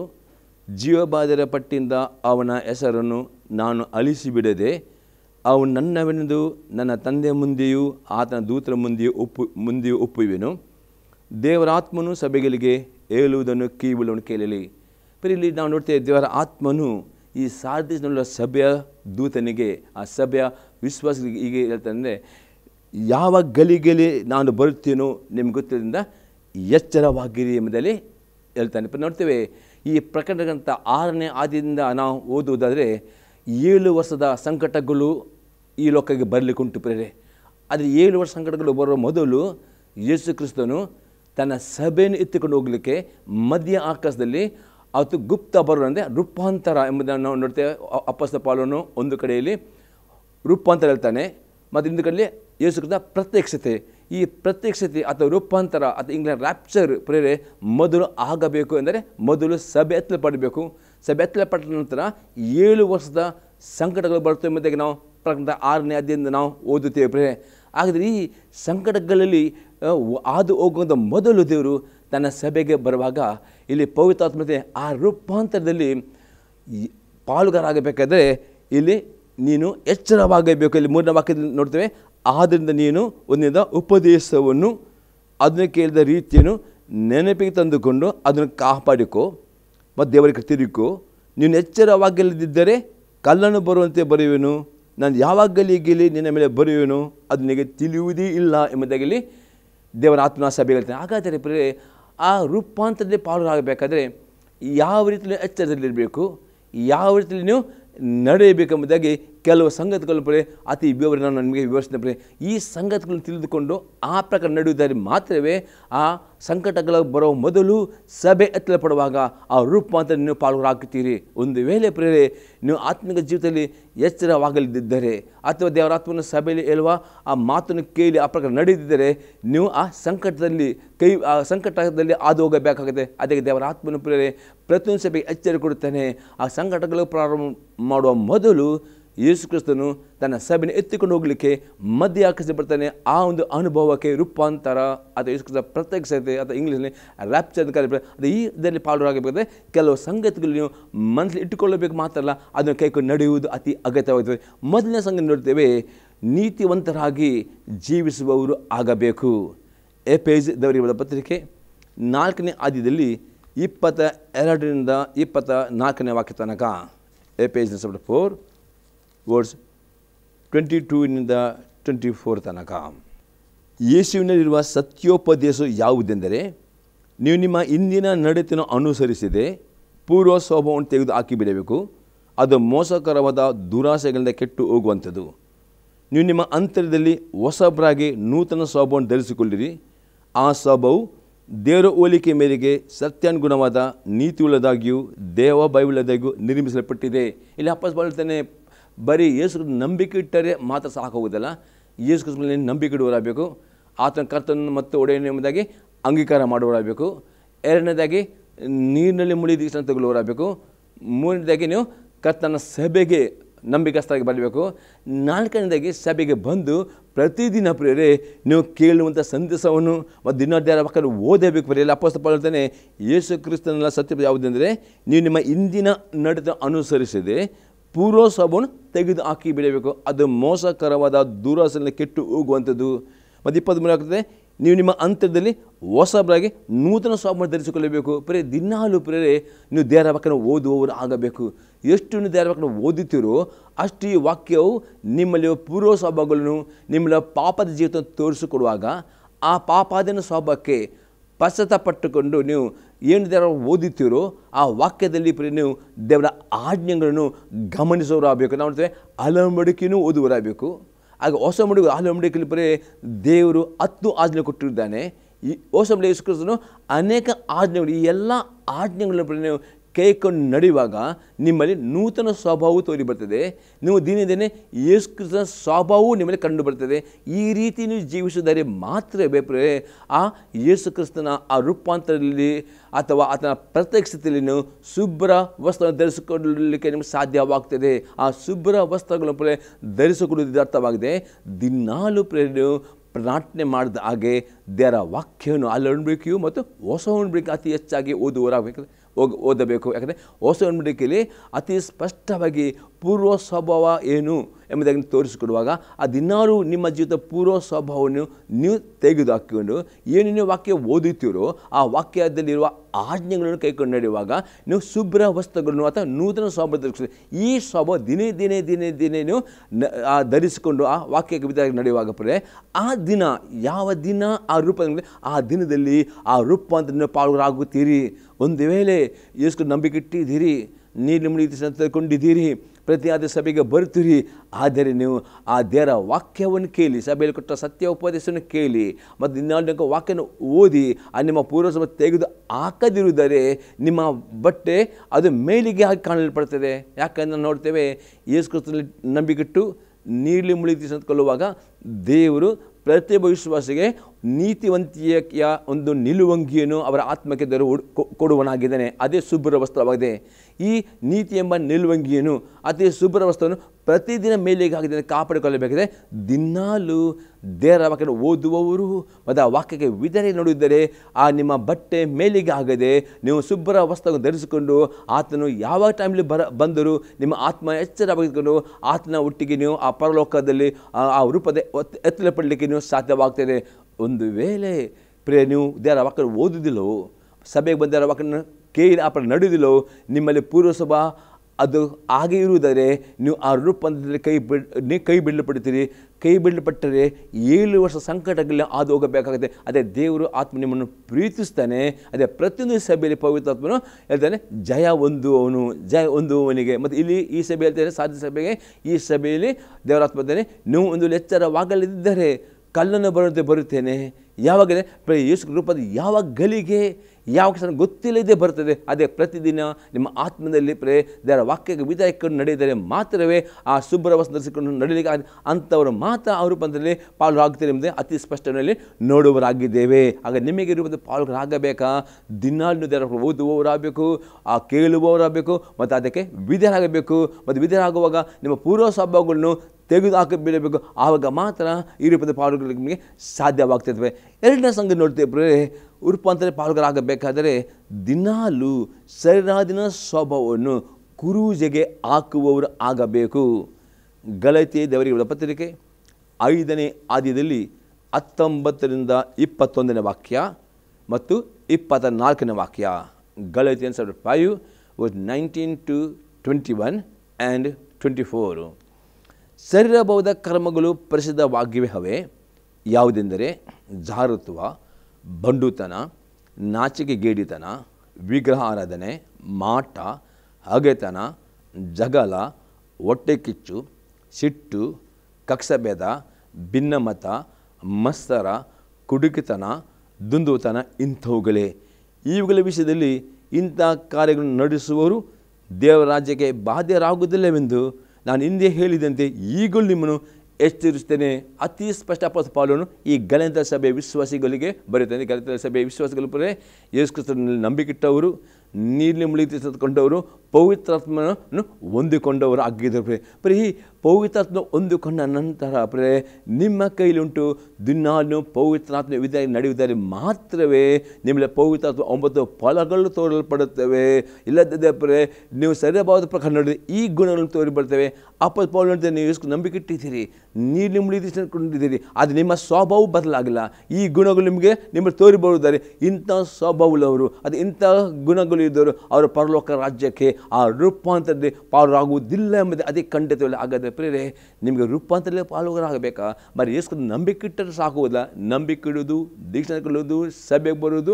4ನೇ ಸಂಗತಿ ಇಂಪಾರ್ಟೆಂಟ್, ದೇವರ ವಾಕ್ಯಕ್ಕೆ ವಿಧೇಯರಾಗಿ ನಡೆಯುವುದು ಅತಿ ಇಂಪಾರ್ಟೆಂಟ್. ಆವಾಗ ಮಾತ್ರ ರೂಪದ ಪಾಲ್ಗೊಳ್ಳಾಗುತ್ತದೆ. ಅದಕ್ಕೆ ಈ ಸ್ವಭಾವವನ್ನು ಪ್ರೇರೆ ನೀವು ದಿನಾಲು ಪ್ರೇರೆ ಅದು ಕ್ರೂಜೆ ಹಾಕಬೇಕಾದ್ರೆ ಇದು ನೀವು ನಿರಾಕರಿಸಬೇಕು, ಹಾಗೆ ಮಾಡಬೇಕು. ಅದಕ್ಕೆ 24ನೇ ವಾಕ್ಯದಲ್ಲಿ ನಾವು ನೋಡ್ತೇವೆ, ಕ್ರಿಸ್ತ ಯೇಸುವಿನವರು ತಮ್ಮ ಶರೀರ ಭಾವವನ್ನು ಅದರ ವಿಷಾಭಿಲಾಷೆ, ಸ್ವೇಚ್ಛಾಭಿಲಾಷೆ ಸಹಿತ ಸಿಲುಬೆಗೆ ಹಾಕಿದವರು. ದಿನಾಲು ದೇವರ ವಾಕ್ಯ ಓದಿಕೊಂಡು ಈ ಸ್ವಭಾವ ನಿಮ್ಮಲ್ಲಿ ಉಂಟು. ನಂಬಿಕೆ ಇಟ್ಟವರು ಪ್ರತಿ ದಿನ ನೀವು ಸಾಯುವ ತನಕ ಈ ನಿಮ್ಮ ರಕ್ತ ಸ್ವಭಾವ ನಿಮ್ಮಲ್ಲಿ ಇದ್ದ ನಿಮಿತ್ತಾಗಿ ಇದು ದೊಡ್ಡ ಶತ್ರುವಾಗಿದೆ, ಇದು ನಿಮ್ಮ ಆತ್ಮದ ವಿರುದ್ಧ ಹೋರಾಟ ಮಾಡ್ತದೆ. ಹಾಗಾದರೆ ನೀವು ಈ ಸ್ವಭಾವವನ್ನು ದೇವರ ವಾಕ್ಯ ವಿಧಾನ ನಡೆಯುವಾಗ ಅದನ್ನು ಕ್ರೂಜಿಗೆ ಹಾಕಲ್ಪಡುತ್ತೆ. ಹೀಗೆ ಕ್ರೂಜಿಗೆ ಹಾಕಲ್ಪಟ್ಟರೆ ಮಾತ್ರವೇ ನಿಮ್ಮಲ್ಲಿ ಪವಿತ್ರ 9 ಫಲ ಕಂಡು ಬರುತ್ತವೆ. ಅಂಥವರು ಮಾತ್ರ ಅವರು ಪಾಲುಗಾರರಾಗಲು ಸಾಧ್ಯವಾಗ್ತದೆ. ಒಂದು ವೇಳೆ ನೀವು ದೇವರ ವಾಕ್ಯಕ್ಕೆ ಓದುವುದಿಲ್ಲವೋ, ದೇವರ ವಾಕ್ಯಕ್ಕೆ ವಿಧಾನ ನಡೆಯುವುದಿಲ್ಲವೋ, ಈ ಸ್ವಭಾವವನ್ನು ನೀವು ಹಾಗೆ ಮಾಡಿದಲ್ಲೋ, ಹಾಗಾದರೆ ಈ ಸ್ವಭಾವಗಳಿದ್ದರೆ ಅಪೋಸ್ತಲರು ಹೇಳ್ತಾನೆ, ನೀವು ನೀರಿನಲ್ಲಿ ಕೊಂಡರೂ ನೀವು ಪವಿತ್ರಾತ್ಮದಲ್ಲಿ ತುಂಬಲ್ಪಟ್ಟರು ಈ ಸ್ವಭಾವ ಇರೋರು ಅವರು ರ್ಯಾಪ್ಚರ್ನಲ್ಲಿ ಪಾಲುಗಾರರಾಗುವುದಿಲ್ಲ. ಪರವಾಗಿ ಅತಿ ಕಂಡ ಅಪೋಸ್ತಲರು ಹೇಳುವನು ಆಗಿದೆ. ಹಾಗಾದರೆ ನಿಮ್ಮ ಜೀವಿತದಲ್ಲಿ ಪ್ರತಿದಿನ ನೀವು ಆ ರೂಪಾಂತರಕ್ಕೆ ಸಿದ್ಧರಾಗಬೇಕು. ಯಾವ ಗಳಿಗೆ ಎಂಬುದಾಗಿ ಗೊತ್ತಿಲ್ಲದ ಸಮಯದಲ್ಲಿ ಬರುತ್ತಾನೆ. ಅದಕ್ಕೆ ಪ್ರತಿದಿನ ನಿಮ್ಮ ಆತ್ಮದಲ್ಲಿ ಈ ಪೂರ್ವ ಸ್ವಭಾವಗಳನ್ನು ಅಥವಾ ಈ ಸರಿಯಾದ ಸ್ವಭಾವಗಳನ್ನು ನೀವು ಹಾಗೆ ಮಾಡಲೇಬೇಕು, ಅದು ನಿರಾಕರಿಸಬೇಕು. ಮತ್ತು ಪವಿತ್ರಾತ್ಮನಿಗೆ ನಡೆದರೆ ಮಾತ್ರವೇ ಅರೂಪದ ಪಾಲುಗಾರಕ್ಕೆ ನಿಮಗೆ ಸಾಧ್ಯವಾಗ್ತದೆ. ಮೂರನೇ ಸಂಗತಿ ನಾವು ನೋಡ್ತೇವೆ, ದಿನಾಲು ಪರಿಶುದ್ಧರಾಗಿ ಜೀವಿಸುವವರು ಆಗಬೇಕು. ಎಫೆಸ ದವರ ಪತ್ರಿಕೆ 5ನೇ ಅಧ್ಯಾಯದಲ್ಲಿ 27ನೇ ವಾಕ್ಯ. ಎಫೆಸಿಯನ್ಸ್ 5:27. ಅದನ್ನು ಕಲಂಕ, ಸುಕ್ಕು ಮುಂತಾದೊಂದು ಇಲ್ಲದ ಕನ್ನಿಕೆಯೋ ಎಂಬಂತೆ ಪರಿಶುದ್ಧವು ನಿರ್ದೋಷವು ಮೈಮುಳ್ಳದು ಆಗಿರುವ ಸಭೆಯನ್ನಾಗಿ ತನ್ನೆದುರಿನಲ್ಲಿ ನಿಲ್ಲಿಸಿಕೊಳ್ಳಬೇಕೆಂದು ವಾಕ್ಯೋಪದೇಶ ಸಹಿತವಾದ ಜಲಸ್ನಾನವನ್ನು ಮಾಡಿಸಿ ಶುದ್ಧ ಮಾಡಿದನು. ಇಲ್ಲಿ ಅಪೊಸ್ತಲನು ಹೇಳ್ತಾನೆ, ಇವತ್ತು ಯೇಸು ಕ್ರಿಸ್ತನು ತನ್ನ ಸಭೆಯನ್ನು ಇಷ್ಟು ಪ್ರೀತಿ ಮಾಡುತ್ತಾನೆ. ಯಾಕೆಂದರೆ ಯೇಸು ಕ್ರಿಸ್ತನ ಭಾವಿಸ್ತಾನೆ, ಯಾವ ಸಭೆಯೂ ಆ ಯೇಸು ಕ್ರಿಸ್ತನ ರೂಪಾಂತರ ಕೈ ಬಿಡಬಾರ್ದು. ಪ್ರತಿಯೊಂದು ಸಭೆಯೂ ರೂಪಾಂತರ ಎತ್ತರ ಪಡಬೇಕು. ಯಾಕಂದರೆ ನಾವು ನೋಡ್ತೇವೆ, ಪ್ರಕಟಣೆ 4ನೇ ಆದ ನಂತರ ಸಂಕಟಗಳು, ಪ್ರಕಟಣೆ 6ನೇ ಆದ ನಂತರ ನಾವು ಸಂಕಟಗಳು, ಆ ಸಂಕಟಗಳಲ್ಲಿ ಯಾವ ಸಭೆ ಇರಬಾರ್ದು. ಎಲ್ಲ ಸಭೆಯಾದ ಮೊದಲು ರೂಪಾಂತರ ಆಗಲೇಬೇಕು. ಆ ರೂಪಾಂತರ ಆಗೋದಕ್ಕೋಸ್ಕರ ದೇವರು ತನ್ನ ಪವಿತ್ರ ಆತ್ಮನ ಕೊಟ್ಟಿದ್ದಾನೆ. ದೇವರ ಸೇವಕರು ದೇವರು ತಾನೇ ಪ್ರತಿಯೊಂದು ಸಭೆಯಲ್ಲಿ ಪವಿತ್ರ ಆತ್ಮನು ಸಭೆಯಲ್ಲಿ ತನ್ನ ಸೇವಕರನ್ನು ಆತನು ನೇಮಿಸ್ತಾನೆ. ಮತ್ತು ಆ ಸೇವಕರು ಪವಿತ್ರಾತ್ಮನಿಗೆ ವಿಧೇಯಕೊಂಡು ಪವಿತ್ರಾತ್ಮ ಪ್ರೇರೇಪಣೆಯಿಂದ ಕಲ್ಪಟ್ಟ ಸಂದೇಶವನ್ನು ನೀವು ಕೇಳುವವರಾಗಬೇಕು. ಬರೀ ಕೇಳುವರು ಮಾತ್ರ ಅಲ್ಲ, ಅದನ್ನು ಕೇಳಿ ನೀವು ಬರೀ ಕೇಳುವರು ಮಾತ್ರ ಕೇಳಿ ಆ ಸಂದೇಶವನ್ನು ಕೈಗೊಂಡು ನಡೆಯುವುದರೆ ಇಲ್ಲಿ ಆ ಪವಿತ್ರಾತ್ಮನ ಭರಿತವಾದ ಆ ಸಂದೇಶದಲ್ಲಿ ಪವಿತ್ರಾತ್ಮನ ಅಭಿಷೇಕ ನೆಲೆಗೊಳ್ಳುತ್ತದೆ. ಆ ಸಂದೇಶ ಕೇಳುವಾಗ ಮತ್ತು ವಿಧೇಯರಾಗುವ ಆ ಅಭಿಷೇಕವು ನಿಮ್ಮಲ್ಲಿರುವ ಎಲ್ಲ ಕಲ್ಮಸವನ್ನು ತೆಗೆದುಹಾಕಿಕೊಂಡು ನೀವು ಶಾರೀರಿಕವಾಗಿ ಮಾನಸಿಕ ಎಲ್ಲ ರೀತಿಯಲ್ಲಿ ಪರಿಶುದ್ಧವು ನಿರ್ದೋಷವೂ ಆಗಿರುವ ಸಭೆಯನ್ನಾಗಿ ಮೊದಲಗೀತಿಯಾಗಿ ಪವಿತ್ರನನ್ನು ನಿರ್ಮಿಸುತ್ತಾನೆ. ಮತ್ತು ಆ ರೂಪಾಂತರಕ್ಕೆ ಹೇಗೆ 5 ಮಂದಿ ಬುದ್ಧಿವಂತಿಯ ಕನ್ನಿಕೆಯರು ತಮ್ಮ ಆತ್ಮದಲ್ಲಿ ದೀಪ ತೆಗೆದುಕೊಂಡು ರೆಡಿ ಇದು, ಆ ರೀತಿ ನೀವು ಯಾವಾಗಲೂ ಆತ್ಮದಲ್ಲಿ ನೀವು ದೀಪ ತೆಗೆದುಕೊಂಡು ಎಚ್ಚರವಾಗಿರುತ್ತೀರಿ. ಆ ದೀಪದ ಎಣ್ಣೆ ಇಟ್ಟುಕೊಂಡು ಎಚ್ಚರವಾಗಿರುತ್ತೀರಿ. ಎಂದಿಗೂ ರೂಪದ ಕೈ ಬೀಳಬಡುವುದಿಲ್ಲ. ಅದಕ್ಕೋಸ್ಕರ ನಿಮಗೆ ಈ ರೂಪಾಂತರ ಪಾಲ್ಗೊಳ್ಳಾಗಬೇಕಾ? ಆ ಸಂಕಟಗಳು 7 ವರ್ಷ 3 ವರ್ಷ ಹಗುರವಾಗಿ ಈ 7 ಸಂಕಟಗಳು ಅದು ಹೋಗಬಾರದು. ಹಾಗಾದರೆ ನೀರಿನಲ್ಲಿ ಮುಳುಗಿಸಿಕೊಂಡ ಪ್ರತಿಯೊಬ್ಬ ವಿಶ್ವಾಸಿಗಳು ಪ್ರತಿ ಆದಿತ್ಯವಾರ ತಪ್ಪದೆ ಸಭೆಗೆ ಬರುವವರು ಆಗಬೇಕು. ಕ್ರಿಸ್ತನು ತನ್ನ ಸಭೆಯನ್ನು ಪ್ರೀತಿಸ್ತಾನೆ ಮತ್ತು ಪ್ರತಿಯೊಂದು ಸಭೆಯಲ್ಲೂ ಪವಿತ್ರಾತ್ಮನು ತನ್ನ ಚಿತ್ತದ ಪ್ರಕಾರ ಸೇವಕರನ್ನು ನೇಮಿಸ್ತಾನೆ. ಆ ಸೇವಕರ ಪವಿತ್ರಾತ್ಮ ವಿದ್ಯಾರ್ಥಿಗೆ ಕೊಡುವ ಸಂದೇಶವು ಅದು ಅಭಿಷೇಕವು ನೆಲೆಗೊಳ್ಳುತ್ತದೆ. ಆ ಬರೀ ಕೇಳಿಕೊಂಡು ಮರೆತು ಹೋಗುವರಾಗಬಾರದು. ಆ ಕೇಳಿ ಅದಕ್ಕೆ ವಿದ್ಯಾರ್ಥಿ ಪವಿತ್ರಾತ್ಮನ ಆ ಸಂದೇಶದ ಮುಖಾಂತರ ನಿಮ್ಮ ಜೀವಿತ ಎಲ್ಲ ಕಲ್ಮಸವನ್ನು ತೆಗೆದುಹಾಕುತ್ತಾನೆ ಹೇಳ್ತಾನೆ. ಮತ್ತು ತೆಗೆದುಹಾಕಿ ನೀವು ಪರಿಶುದ್ಧ ಕಣ್ಣಿಕೆ ಉಪವಾಸ ನಿಮ್ಮನ್ನು ಆತನು ನಿಲ್ಲಿಸ್ತಾನೆ ಆ ರೂಪಾಂತರದಲ್ಲಿ ಪಾಲುಗಾರಾಗುವುದಕ್ಕೆ. ಅದಕ್ಕೋಸ್ಕರ ರೂಪಾಂತರ ಪಾಲುಗಾರಬೇಕು. ಪ್ರತಿ ಆದಿತ್ಯವಾರ ತಪ್ಪದೆ ಸಭೆಗೆ ಬರಬೇಕು. ಎಂದಿಗೂ ಯಾವ ಕಾರಣಕ್ಕೂ ಆದಿತ್ಯ ಸಭೆಯನ್ನು ನೀವು ಮಿಸ್ ಮಾಡಬೇಕಂದ್ರೆ ದೇವರು ತಾನೇ ಆಜ್ಞೆ ಕೊಟ್ಟಿದ್ದಾನೆ. ಸಬ್ಬತ್ ದಿನವನ್ನು ಅಗಮ್ಯದೆಂದು ಅದು ಆಗಿದೆ. ಹೊಸ ನಂಬಿಕೆ ನಾವೆಲ್ಲರೂ ಆದಿತ್ಯ ಇಂಡಿಯಾದಲ್ಲಿ ಆದಿತ್ಯ ದಿವಸ ಇಟ್ಟಿದ್ದಾರೆ. ಪೌರಿಂಗಟ್ಲೆ ಶುಕ್ರ ಯಾವ ದಿವಸ ಅದು ಪ್ರಾರ್ಥನೆಗೋಸ್ಕರಿದ್ದರು ಆ ಸಬ್ಬತ್ ದಿನ ಪ್ರತಿ ಆದಿತ್ಯವಾರ ತಪ್ಪದೆ ಸಭೆಗೆ ಬರುವರಾಗಬೇಕು, ಸಭೆಯಲ್ಲಿ ಆರಾಧನೆ ಎಲ್ಲ ಪಾಲುರಾಗಬೇಕು. ಅದರಲ್ಲಿ ವಾಕ್ಯ ಭಾಗಕ್ಕೆ ಅತಿ ಪ್ರಾಮುಖ್ಯತೆ ಕೊಡುವರಬೇಕು. ವಾಕ್ಯ ಬರೀ ಕೇಳಿಕೊಂಡು ಹೋಗಿ ಮರೆತು ಬಿಡುವರಲ್ಲ, ಆ ವಾಕ್ಯೋಪದ ಕೇಳಿ ಅದು ಮರೆತು ಬಿಡದೆ ಪುನಃ ಅದನ್ನು ಕೇಳಿ ಇನ್ನೊಂದು ಅದೇ ಥರ ಸಭೆ ಬರುತ್ತೆ, ಅದನ್ನು ಕೇಳಿ ಆ ವಾಕ್ಯ ನಡೆಯುವುದಾದರೆ ಅದು ಇನ್ನೊಂದು ಅದು ಬರೋ ಮೊದಲು ಒಂದು ರ್ಯಾಪ್ಚರ್ ಆಗೋದೆ, ನೀವು ರ್ಯಾಪ್ಚರ್ ಪಾಲುರಾಗ್ತೀರಿ. ಅದೊಂದು ಆದ್ಯತೆ ಮಿಸ್ ಆಯಿತು, ಬರೀ ಆ ರ್ಯಾಪ್ಚರ್ನ ಕೈ ಬಿಡಪಡದಂತೆ ಪ್ರತಿ ಆದ್ಯತೆಯವರ ಆರಾಧನೆಗೆ ಮಹತ್ವ ಕೊಡಿರಿ ಮತ್ತು ಸಭೆಯಲ್ಲಿ ಕೊಡುವ ವಾಕ್ಯ ಭಾಗವನ್ನು ಪ್ರೀತಿಯನ್ನು ಅಂಗೀಕರಿಸಿರಿ, ಅದನ್ನು ಪುನಃ ಕೇಳಿರಿ, ಅದು ಪುನಃ ಓದಿರಿ, ಧ್ಯಾನ ಮಾಡಿ, ಅದು ಬರೆದ ಪ್ರತಿಯೊಂದು ವಾಕ್ಯ ವಿಧಾನಾಗಿ ನಡೆಯುವುದರೆ ದೇವರ ಆತ್ಮನು ಈ ಕಾರ್ಯ ಮಾಡ್ತಾನೆ. ಯಾಕಂದರೆ ದೇವರು ನಿಮ್ಮ ಪ್ರೀತಿಸ್ತಾನೆ, ಅದು ದೇವರು ತನ್ನ ಆತ್ಮನ್ನು ಕೊಟ್ಟಿದ್ದಾನೆ. ಪವಿತ್ರ ಆತ್ಮನು ಆ ವಾಕ್ಯವನ್ನು ಕೇಳಿ ಜಲಸ್ನಾನ ಮಾಡಿ ನಿಮ್ಮ ಶುದ್ಧೀಕರಣದಿಂದ ವಾಪಸ್ ಪಾಲ್ಗೊಳ್ಳುತ್ತೆ. ಯಾರು ಈ ಜಲಸ್ನಾನ ಮಾಡ್ತಾರೋ, ಯಾರು ಅವರು 100% ರೂಪಾಂತರ ಒಯ್ದುಪಡುತ್ತಾರೆ ಎಂಬುದು ವಾಪಸ್ ಪಾಲ್ಗೊಳ್ತಾನೆ. ಇನ್ನೊಂದು ವಾಕ್ಯ ನಾವು ನೋಡ್ತೇವೆ, 1ನೇ ಯೋಹನ ಪತ್ರಿಕೆ 3ನೇ ಅಧ್ಯಾಯದಲ್ಲಿ 1ರಿಂದ 3ನೇ ವಾಕ್ಯ ತನಕ. 1 John chapter 3 verse 1-3. ದೇವರ ಮಕ್ಕಳೆಂಬ ಹೆಸರನ್ನು ನಮಗೆ ಕೊಡುವುದರಲ್ಲಿ ತಂದೆಯು ಎಂಥ ಪ್ರೀತಿಯನ್ನು ನಮ್ಮ ಮೇಲೆ ಇಟ್ಟಿದ್ದಾನೆ ನೋಡಿರಿ. ನಾವು ಆತನ ಮಕ್ಕಳಾಗಿದ್ದೇವೆ. ಈ ಕಾರಣದಿಂದ ಲೋಕವು ನಮ್ಮನ್ನು ತಿಳಿದುಕೊಳ್ಳುವುದಿಲ್ಲ, ಅದು ಆತನನ್ನು ತಿಳಿದುಕೊಳ್ಳಲಿಲ್ಲವಲ್ಲ. ಪ್ರಿಯರೇ, ಈಗ ದೇವರ ಮಕ್ಕಳಾಗಿದ್ದೇವೆ, ಮುಂದೆ ನಾವು ಏನಾಗುವೆವು ಅದು ಇನ್ನೂ ಪ್ರತ್ಯಕ್ಷವಾಗಲಿಲ್ಲ. ಕ್ರಿಸ್ತನು ಪ್ರತ್ಯಕ್ಷನಾದರೆ ನಾವು ಆತನ ಆಗಿರುವೆಂದು ಬಲ್ಲೆಯು. ಯಾಕೆಂದರೆ ಆತನಿರೋ ಪ್ರಕಾರವೇ ನಾವು ಆತನ ನೋಡೆವು. ಆತನ ಮೇಲೆ ಈ ನಿರೀಕ್ಷಣೆ ಇಟ್ಟಿರುವ ಪ್ರತಿಯೊಬ್ಬನು ಕ್ರಿಸ್ತನು ಶುದ್ಧನಾಗಿರುವಂತೆ ತನ್ನನ್ನು ಶುದ್ಧ ಮಾಡಿಕೊಳ್ಳುತ್ತಾನೆ. ಅತಿ ಸ್ಪಷ್ಟ ಹೇಳ್ತಾನೆ, ಯೇಸು ನಂಬಿಕೆ ಇಟ್ಟವರು ನಾವು ದೇವರ ಮಕ್ಕಳಾಗಿದ್ದೇವೆ. ಆದರೆ ಆ ಪ್ರತ್ಯಕ್ಷತೆಯಲ್ಲಿ ನಾವು ಅದನ್ನ ಆಗನ್ನು ನೋಡುತ್ತೇವೆ. ಅದಕ್ಕೆ ಅಪೊಸ್ತಲ ಹೇಳಿದೆ, ಆ ನಿರೀಕ್ಷೆ ಹೌದು ಪ್ರಿಯ, ನಿಮಗೆ ನಿರೀಕ್ಷಿಸಬೇಕು. ಯೇಸು ಕ್ರಿಸ್ತನು ಬರುತ್ತಾನೆ, ನನ್ನನ್ನು ಆ ಮಧ್ಯ ಆಕಾಶದಲ್ಲಿ ಆ ತುತ್ತೂರಿ ಧ್ವನಿ ಕೇಳುವಾಗ ನಾನು ಆ ರೂಪಾಂತರದಲ್ಲಿ ಪಾಲ್ಗೊಳ್ಳಲಿಕ್ಕೆ ಉಂಟು ಎಂಬುದಾಗಿ ಈ ನಿರೀಕ್ಷೆ ನಿಮ್ಮಲ್ಲಿರುತ್ತಾರೆ. ಇವನು ಪ್ರತಿದಿನ ಈಗ ಯೇಸು ಕ್ರಿಸ್ತನು ಪ್ರಿಯ ಲೋಕದಲ್ಲಿರುವಾಗ ತನ್ನ ತಂದೆ ಚಿತ್ತಕ್ಕೆ ಪ್ರಕಾರ ವಿಧಿ ನಡೆದನು.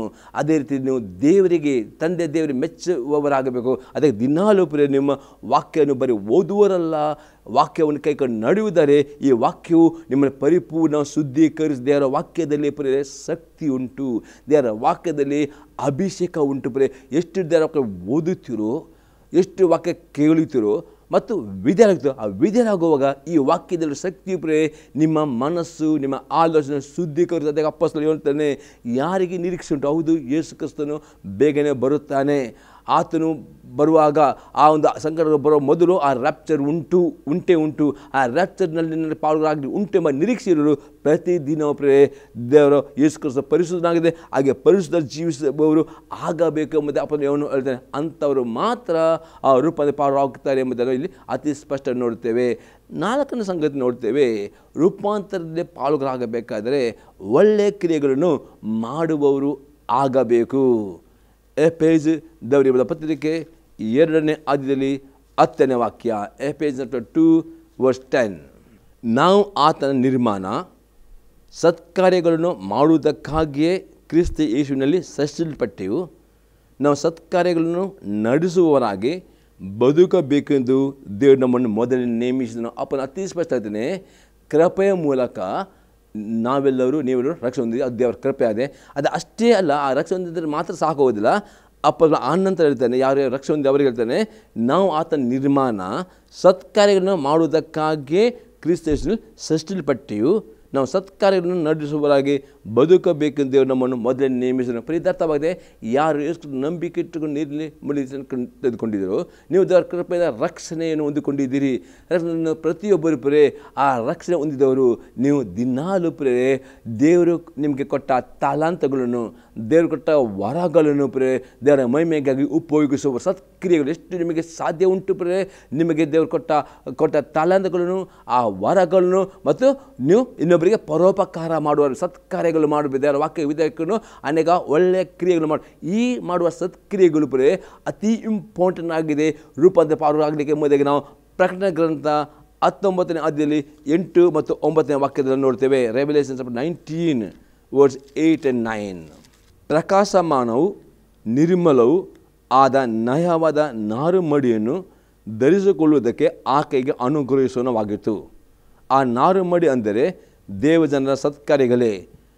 ಇದಲ್ಲದೆ ಅವನು ನನ್ನ ಸಂಗಡ ಮಾತನಾಡುತ್ತಾ, ಯಜ್ಞದ ಕುರಿಯದಾತನ ವಿವಾಹದ ಔತಣಕ್ಕೆ ಕರೆಸಿಕೊಂಡವರು ಧನ್ಯರು ಎಂಬುದಾಗಿ ಬರೆ ಎಂದು ನನಗೆ ಹೇಳಿ ಈ ಮಾತುಗಳು ದೇವರ ಸತ್ಯಾವಚನಗಳಾಗಿವೆ ಅಂದನು. ಪ್ರಿಯರೇ, ಅಲ್ಲಿ ಅತಿ ಸ್ಪಷ್ಟ ಬರೀ ಯೇಸು ಕ್ರಿಸ್ತನೊಟ್ಟಿಗೆ ರೂಪಾಂತರ ಆದವರಿಗೆ ಪರಲೋಕದಲ್ಲಿ ಪ್ರಿಯರೇ ಆ ಮದುವೆ ಉಂಟು. ಯೇಸು ಕ್ರಿಸ್ತನೊಟ್ಟಿಗೆ ಆ ಮದುವೆ ಉಂಟು, ಆ ವಿವಾಹದ ಔತಣಕ್ಕೆ ಅದರಲ್ಲಿ ಪಾಲುಗಾಗಬೇಕಾದ ಪ್ರಿಯರೇ ಅವರು ಏನು ನೀವು ಯೇಸು ನಂಬಿಕೆ ಇಟ್ಟುಕೊಂಡು ನೀವು ಮಾಡುವ ಸತ್ಕಾರ್ಯಕ್ಕೆ ತಕ್ಕ ಹಾಗೆ ಅಲ್ಲಿ ನಿಮಗೆ ನಾರುಮಡಿಯು ಕೊಡಲ್ಪಡುತ್ತೆ ಎಂಬುದರಲ್ಲಿ ಅತಿ ಸ್ಪಷ್ಟ ಹೇಳ್ತೇವೆ ಪ್ರಿಯರೇ. ಹಾಗಾದರೆ ನೀವು ಆ ಯೇಸು ಕ್ರಿಸ್ತನ ರೂಪದ ಪಾಲುಗಾಗಬೇಕಾ? ಅಷ್ಟೇ ಪಾಲುಗಾದವರು ಆ ಒಂದು ಔತಣದಲ್ಲಿ ಪಾಲುಗಾಗಬೇಕಾದ್ರೆ ನೀವು ಮೊದಲೇ ಪ್ರಿಯರೇ ಅದಕ್ಕೆ ನೀವು ಬೇಕಾದ ಬಟ್ಟೆ, ಹೇಗೆ ಒಂದು ಹುಡುಗಿ ಮದುವೆಯಾಗಿ ನಿಶ್ಚಯ ಆದ ನಂತರ ಆ ಒಂದು ಮದುವೆಗೋಸ್ಕರ ತನ್ನ ಬಟ್ಟೆಯನ್ನು ಹೇಗೆ ಸಿದ್ಧ ಮಾಡಿಕೊಂಡಿರ್ತಾರೆ, ಅದೇ ರೀತಿ ಪ್ರತಿಯೊಬ್ಬ ವಿಶ್ವಾಸಿಗಳು ಯೇಸು ಕ್ರಿಸ್ತನ ಅಂಗೀಕಾರ ಮಾಡಿ ನೀರು ಮುಳಿದುಕೊಂಡವರು ರಪ್ಚರ್ಗೆ ಪಾಲುಗಾಗಲಿರೋ ಪ್ರತಿಯೊಬ್ಬರು ಆ ರಪ್ಚರ್ಗೋಸ್ಕರವಾಗಿ ಶುದ್ಧವಾದ ಮಲ್ಲಿಗಿತ್ತಿಯಾಗಿ ಆ ಒಂದು ಅಲಂಕರಿಸಬೇಕು. ಇದಕ್ಕೆ ಆ ಒಂದು ನಾರು ಮಾಡಿ ಸಿದ್ಧ ಮಾಡಿ ಅದು ಆಗಿದೆ. ಇಲ್ಲಿ 8ನೇ ವಾಕ್ಯದಲ್ಲಿ ಪ್ರಕಾಶಮಾನ ನಿರ್ಮಲ ಆದ ನಯವಾದ ನಾರುಮಡಿಯನ್ನು ಧರಿಸಿಕೊಳ್ಳುವುದಕ್ಕೆ ಆಕೆಗೆ ಅನುಗ್ರಹಿಸಲು.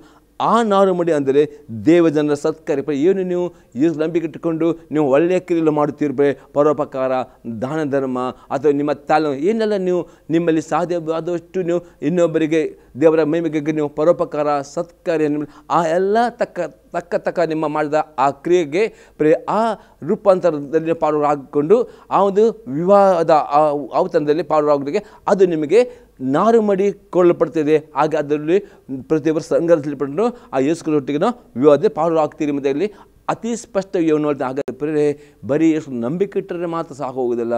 ನಂಬಿಕೆ ಇಟ್ಟು ರಕ್ಷಣೆ ದೇವರ ನೀವು ಇನ್ನೊಬ್ಬರಿಗೋಸ್ಕರವಾಗಿ ದೇವರ ಮಹಿಮೆಗೋಸ್ಕರವೇ ಸತ್ಕಾರ್ಯಗಳನ್ನು, ಪರೋಪಕಾರ, ದಾನ ಧರ್ಮ, ನಿಮಗೆ ಕೊಟ್ಟ ತಾಳಂತು ಕೊಟ್ಟ ವರಗಳನ್ನು ಉಪಯೋಗ ಮಾಡುವುದಾರೆ ಆ ಒಂದು ಔತಣದಲ್ಲಿ ಪಾಲುಗಾಗಲಿಕ್ಕೆ ನಿಮಗೆ ಅವಕಾಶ ಸಿಗ್ತದೆ. ಮತ್ತು ನೀವು ಎಷ್ಟು ನೀವು ಅದಕ್ಕೆ ಮಾಡಿ ಅಷ್ಟು ತಕ್ಕ ನಿಮ್ಮ ಕ್ರಿಯೆಗೆ ತಕ್ಕ ಹಾಗೆ ಆ ಒಂದು ಅಲಂಕಾರವಾದ ನಾರು ಮಾಡಿಕೊಳ್ಳಲ್ಪಟ್ಟ ಮೇಲೆ ಅಲ್ಲಿ ನಾವು ನೋಡುವವರು ಆಗಿದ್ದೇವೆ. ಈಗ ನಾವು 5ನೇ ಸಂಗತಿ ನೋಡ್ತೇವೆ. ರೂಪಾಂತರ ಪಾಲುಗಾಗಬೇಕಾದರೆ ದಿನಾಲು ಪ್ರಾರ್ಥನೆಯನ್ನು ಮಾಡುವವರು ಆಗಬೇಕು. ಲೂಕನು ಬರೆದ ಸುವಾರ್ತೆ 21ನೇ ಅಧ್ಯಾಯದಲ್ಲಿ 34ರಿಂದ 36ನೇ ವಾಕ್ಯ ತನಕ. ನಿಮ್ಮ ವಿಷಯದಲ್ಲಿ ಜಾಗರೂಕರಾಗಿರಿ. ಅತಿ ಭೋಜನದ ಮಧುರಿನಿಂದಲೂ ಅಮಲಿನಿಂದಲೂ ಪ್ರಪಂಚದ ಚಿಂತೆಗಳಿಂದಲೂ ನಿಮ್ಮ ಹೃದಯಗಳು ಭಾರವಾಗಿರಲಾಗಿ ಆ ದಿವಸವು ನಿಮ್ಮ ಮೇಲೆ ಉರುಳಿನಂತೆ ಪಕ್ಕನೆ ಬಂದೀತು. ಆ ದಿವಸವು ಭೂ ನಿವಾಸಗಳ ಮೇಲೆ ಬರುವುದು. ಆದರೆ ಬರುವುದಕ್ಕಿರುವ ಇವೆಲ್ಲವುಗಳಿಂದ ತಪ್ಪಿಸಿಕೊಳ್ಳುವುದಕ್ಕೂ ಮನುಷ್ಯನ ಮುಂದೆ ನಿಂತುಕೊಳ್ಳುವುದಕ್ಕೂ ನೀವು ಪೂರ್ಣ ಸಕ್ತರಾಗುವಂತೆ ಎಲ್ಲ ಕಾಲದಲ್ಲಿಯೂ ದೇವರಿಗೆ ವಿಜ್ಞಾಪನೆ ಮಾಡಿಕೊಳ್ಳುತ್ತಾ ಎಚ್ಚರವಾಗಿರಿ ಅಂದನು.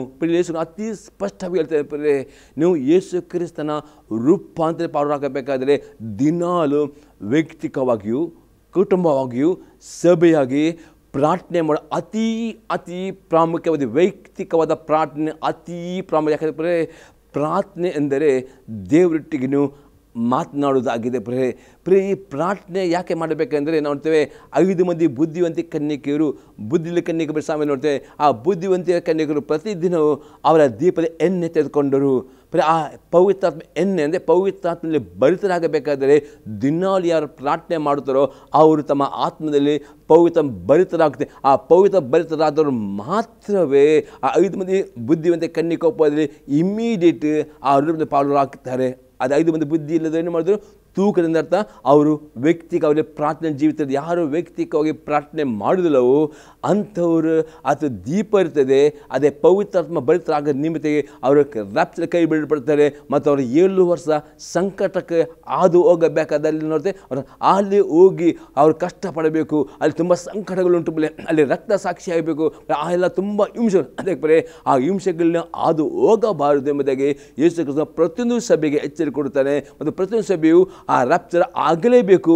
ಆ 7 ವರ್ಷದ ಟ್ರಿಬ್ಯುಲೇಷನ್ ಪೀರಿಯಡ್ ಅದು ಅಂತು ಕ್ರಿಸ್ತನ ಆಳ್ವಿಕೆ ಬರಬೇಕಾದ್ರೆ ಮತ್ತು ಆ ನಂತರ 7 ವರ್ಷ ಟ್ರಿಬ್ಯುಲೇಷನ್ ಪೀರಿಯಡ್ ಮುಗಿದ ನಂತರ ಯೇಸು ಕ್ರಿಸ್ತನು 2ನೇ ಬರೋಣದಲ್ಲಿ ಆತನೊಟ್ಟಿಗೆ ಹೋದ ಪರಲೋಕದ ಪ್ರತಿಯೊಬ್ಬ ಭಕ್ತರೊಡನೆ ಯೇಸು ಕ್ರಿಸ್ತ ಈ ಭೂಮಿಗೆ ಬರುವನಾಗಿದ್ದಾನೆ. ಹಾಗಾದರೆ ಪ್ರಿಯರೇ, ಒಂದು ವೇಳೆ 1 ಗಂಟೆ ನೀವು ಪ್ರಾರ್ಥನೆ ಮಾಡುವುದಿಲ್ಲೋ ಪ್ರಿಯರೇ, ಈ ದಿನ ಎಚ್ಚರವಾಗಕ್ಕೆ ಪ್ರಾರ್ಥನೆ ಜೀವಿತಕ್ಕೆ ಅಡ್ಡಿ ಮಾಡುವುದು ಅತಿ ಭೋಜನ ಪ್ರೇ ಊಟದಲ್ಲಿ ನೀವು ಮಿತಿಯಾಗಿ ಊಟ ಮಾಡಬೇಕು ಪ್ರೇ. ಬೆಳಿಗ್ಗಿನ ಜಾವ ನಿಮಗೆ ಬೇಗೆದ್ದು ಪ್ರಾರ್ಥನೆ ಮಾಡಬೇಕಾ? ರಾತ್ರಿ ಭೋಜನ ಸ್ವಲ್ಪ ಮಿತಿಯಾಗಿ ಊಟ ಮಾಡುವುದರೆ ರಾತ್ರಿ ಮಲಗಲು ಪ್ರೇಯರ್ ಮಾಡಲಿಕ್ಕೆ ಸಾಧ್ಯವಾಗ್ತದೆ.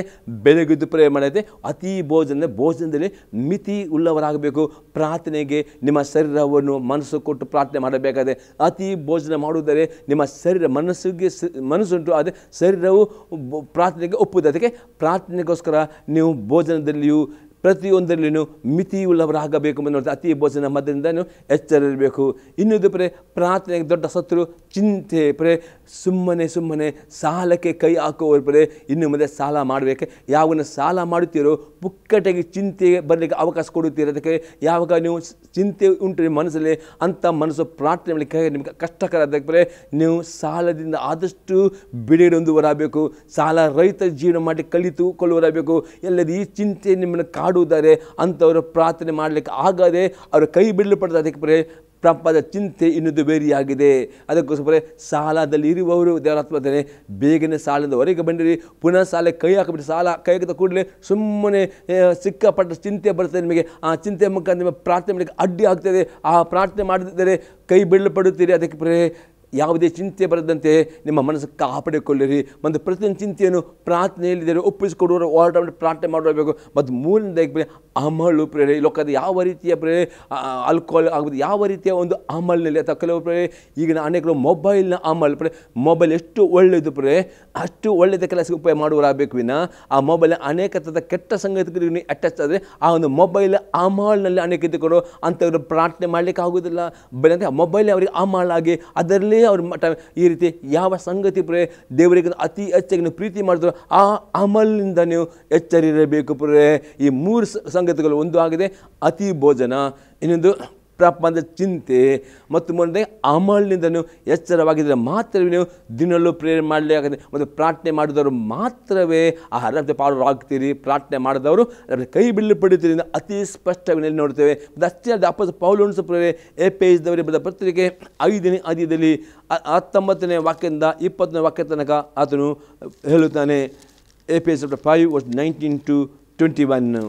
ಆದರೆ ಪವಿತ್ರಾತ್ಮ ಭರಿತರಾಗಿದ್ದು ಕೀರ್ತನೆಗಳಿಂದಲೂ ಆತ್ಮ ಸಂಬಂಧದ ಪದಗಳಿಂದಲೂ ಒಬ್ಬರಿಗೊಬ್ಬರು ಮಾತಾಡಿಕೊಳ್ಳುತ್ತಾ ನಿಮ್ಮ ಹೃದಯಗಳಲ್ಲಿ ಕರ್ತನಿಗೆ ಗಾನ ಮಾಡುತ್ತಾ ಕೀರ್ತನೆ ಆಡುತ್ತಾ ಯಾವಾಗಲೂ ಎಲ್ಲ ಕಾರ್ಯಗಳಿಗೋಸ್ಕರ ನಮ್ಮ ಕರ್ತನಾದ ಯೇಸು ಕ್ರಿಸ್ತ ಹೆಸರಿನಲ್ಲಿ ತಂದೆ ದೇವರಿಗೆ ಸ್ತೋತ್ರ ಮಾಡುತ್ತಾ ಕ್ರಿಸ್ತನಿಗೆ ಭಯಪಡುವರಾಗಿದ್ದು ಒಬ್ಬರಿಗೊಬ್ಬರು ವಿನಯವುಳ್ಳವರಾಗಿ ನಡೆದುಕೊಳ್ಳಿರಿ. ಇಲ್ಲ ಅತಿ ಸ್ಪಷ್ಟವಾಗಿ ಹೇಳ್ತಾರೆ ನೀವು ಪವಿತ್ರ ಭರಿತರಾಗಬೇಕು, ಪರಲೋಕ ಹೋಗಬೇಕು. ಯಾರು ಪ್ರಾರ್ಥನೆ ಮಾಡುತ್ತಾರೋ ಅವರು ಮಾತ್ರ ಪವಿತ್ರ ಭರಿತರಾಗ್ತಾರೆ.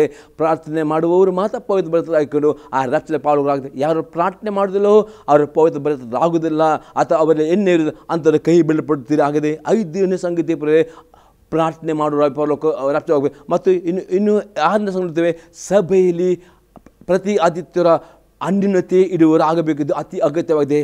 7ನೇ ಸಂಗತಿ ದಿನಾಲು ಪವಿತ್ರಾತ್ಮನ ಅನುಸರಿಸಿ ನಡೆಯುವರಾಗಬೇಕು, ಪವಿತ್ರಾತ್ಮ ಸ್ವರಕ್ಕೆ ವಿಧರಾಗಬೇಕು.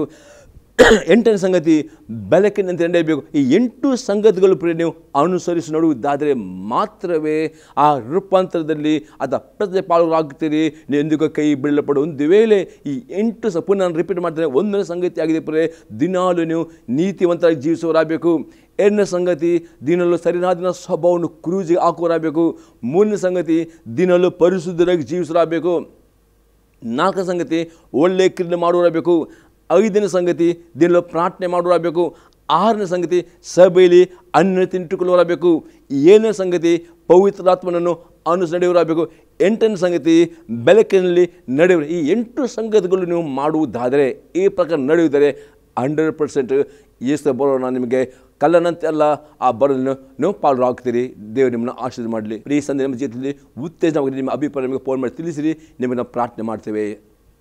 ತಂದೆ ದೇವರೇ, ಯೇಸು ಕ್ರಿಸ್ತನ ನಾಮದಲ್ಲಿ ಈ ಸಂದೇಶ ಪ್ರತಿಯೊಬ್ಬ ವೀಕ್ಷಕರ ನಷ್ಟಕ್ಕೆ ಒಪ್ಪಿಸ್ಕೊಳ್ತೇನೆ. ಪವಿತ್ರಾತ್ಮನೇ, ಪ್ರತಿಯೊಬ್ಬರು ಈ ವಾಕ್ಯದ ಪ್ರಕಾರ ನಡೆದುಕೊಂಡು ಆ ರೂಪಾಂತರ ಪಾಲುರಾಗುವುದಕ್ಕೆ ಪ್ರತಿಯೊಬ್ಬರಿನ ಕೃಪೆಯನ್ನು ನಿನ್ನ ಶಕ್ತಿಯನ್ನು ಕೊಡಬೇಕು ನಾನು ಬೇಡಿಕೊಳ್ತೇನೆ. ಮತ್ತು ಪ್ರತಿಯೊಬ್ಬರು ಪ್ರತಿದಿನ ಈ 8 ಸಂಗತಿಗಳು ಅವರ ಕೈಕೊಂಡು ನಡೆದುಕೊಂಡು ಆ ನಿನ್ನ ರೂಪಾಂತರ ಪಾಲುರಾಗುವಂತೆ ನಿನ್ನ ಕೃಪೆಗೆ ನಾನು ಒಪ್ಪಿಸ್ಕೊಳ್ತೇನೆ. ಯೇಸು ಕ್ರಿಸ್ತನ ನಾಮದಲ್ಲಿ ಆಮೇನ್. ನಾನು ಬೇಡುವ ತಂದೆಯವರ ಪ್ರೀತಿಯು, ಯೇಸು ಕ್ರಿಸ್ತನ ಕೃಪೆಯು, ಪವಿತ್ರ ಅನ್ಯನಿತ್ಯವೂ ಸದಾಕಾಲವು ಈ ಸಂದೇಶವನ್ನು ಕೇಳುವವರ ಪ್ರತಿ ಒಬ್ಬರ ಸಂಗಡಿಯಲ್ಲಿ ಆಮೇನ್. ದೇವರು ನಿಮ್ಮನ್ನು ಆಶೀರ್ವಾದ ಮಾಡಲಿ.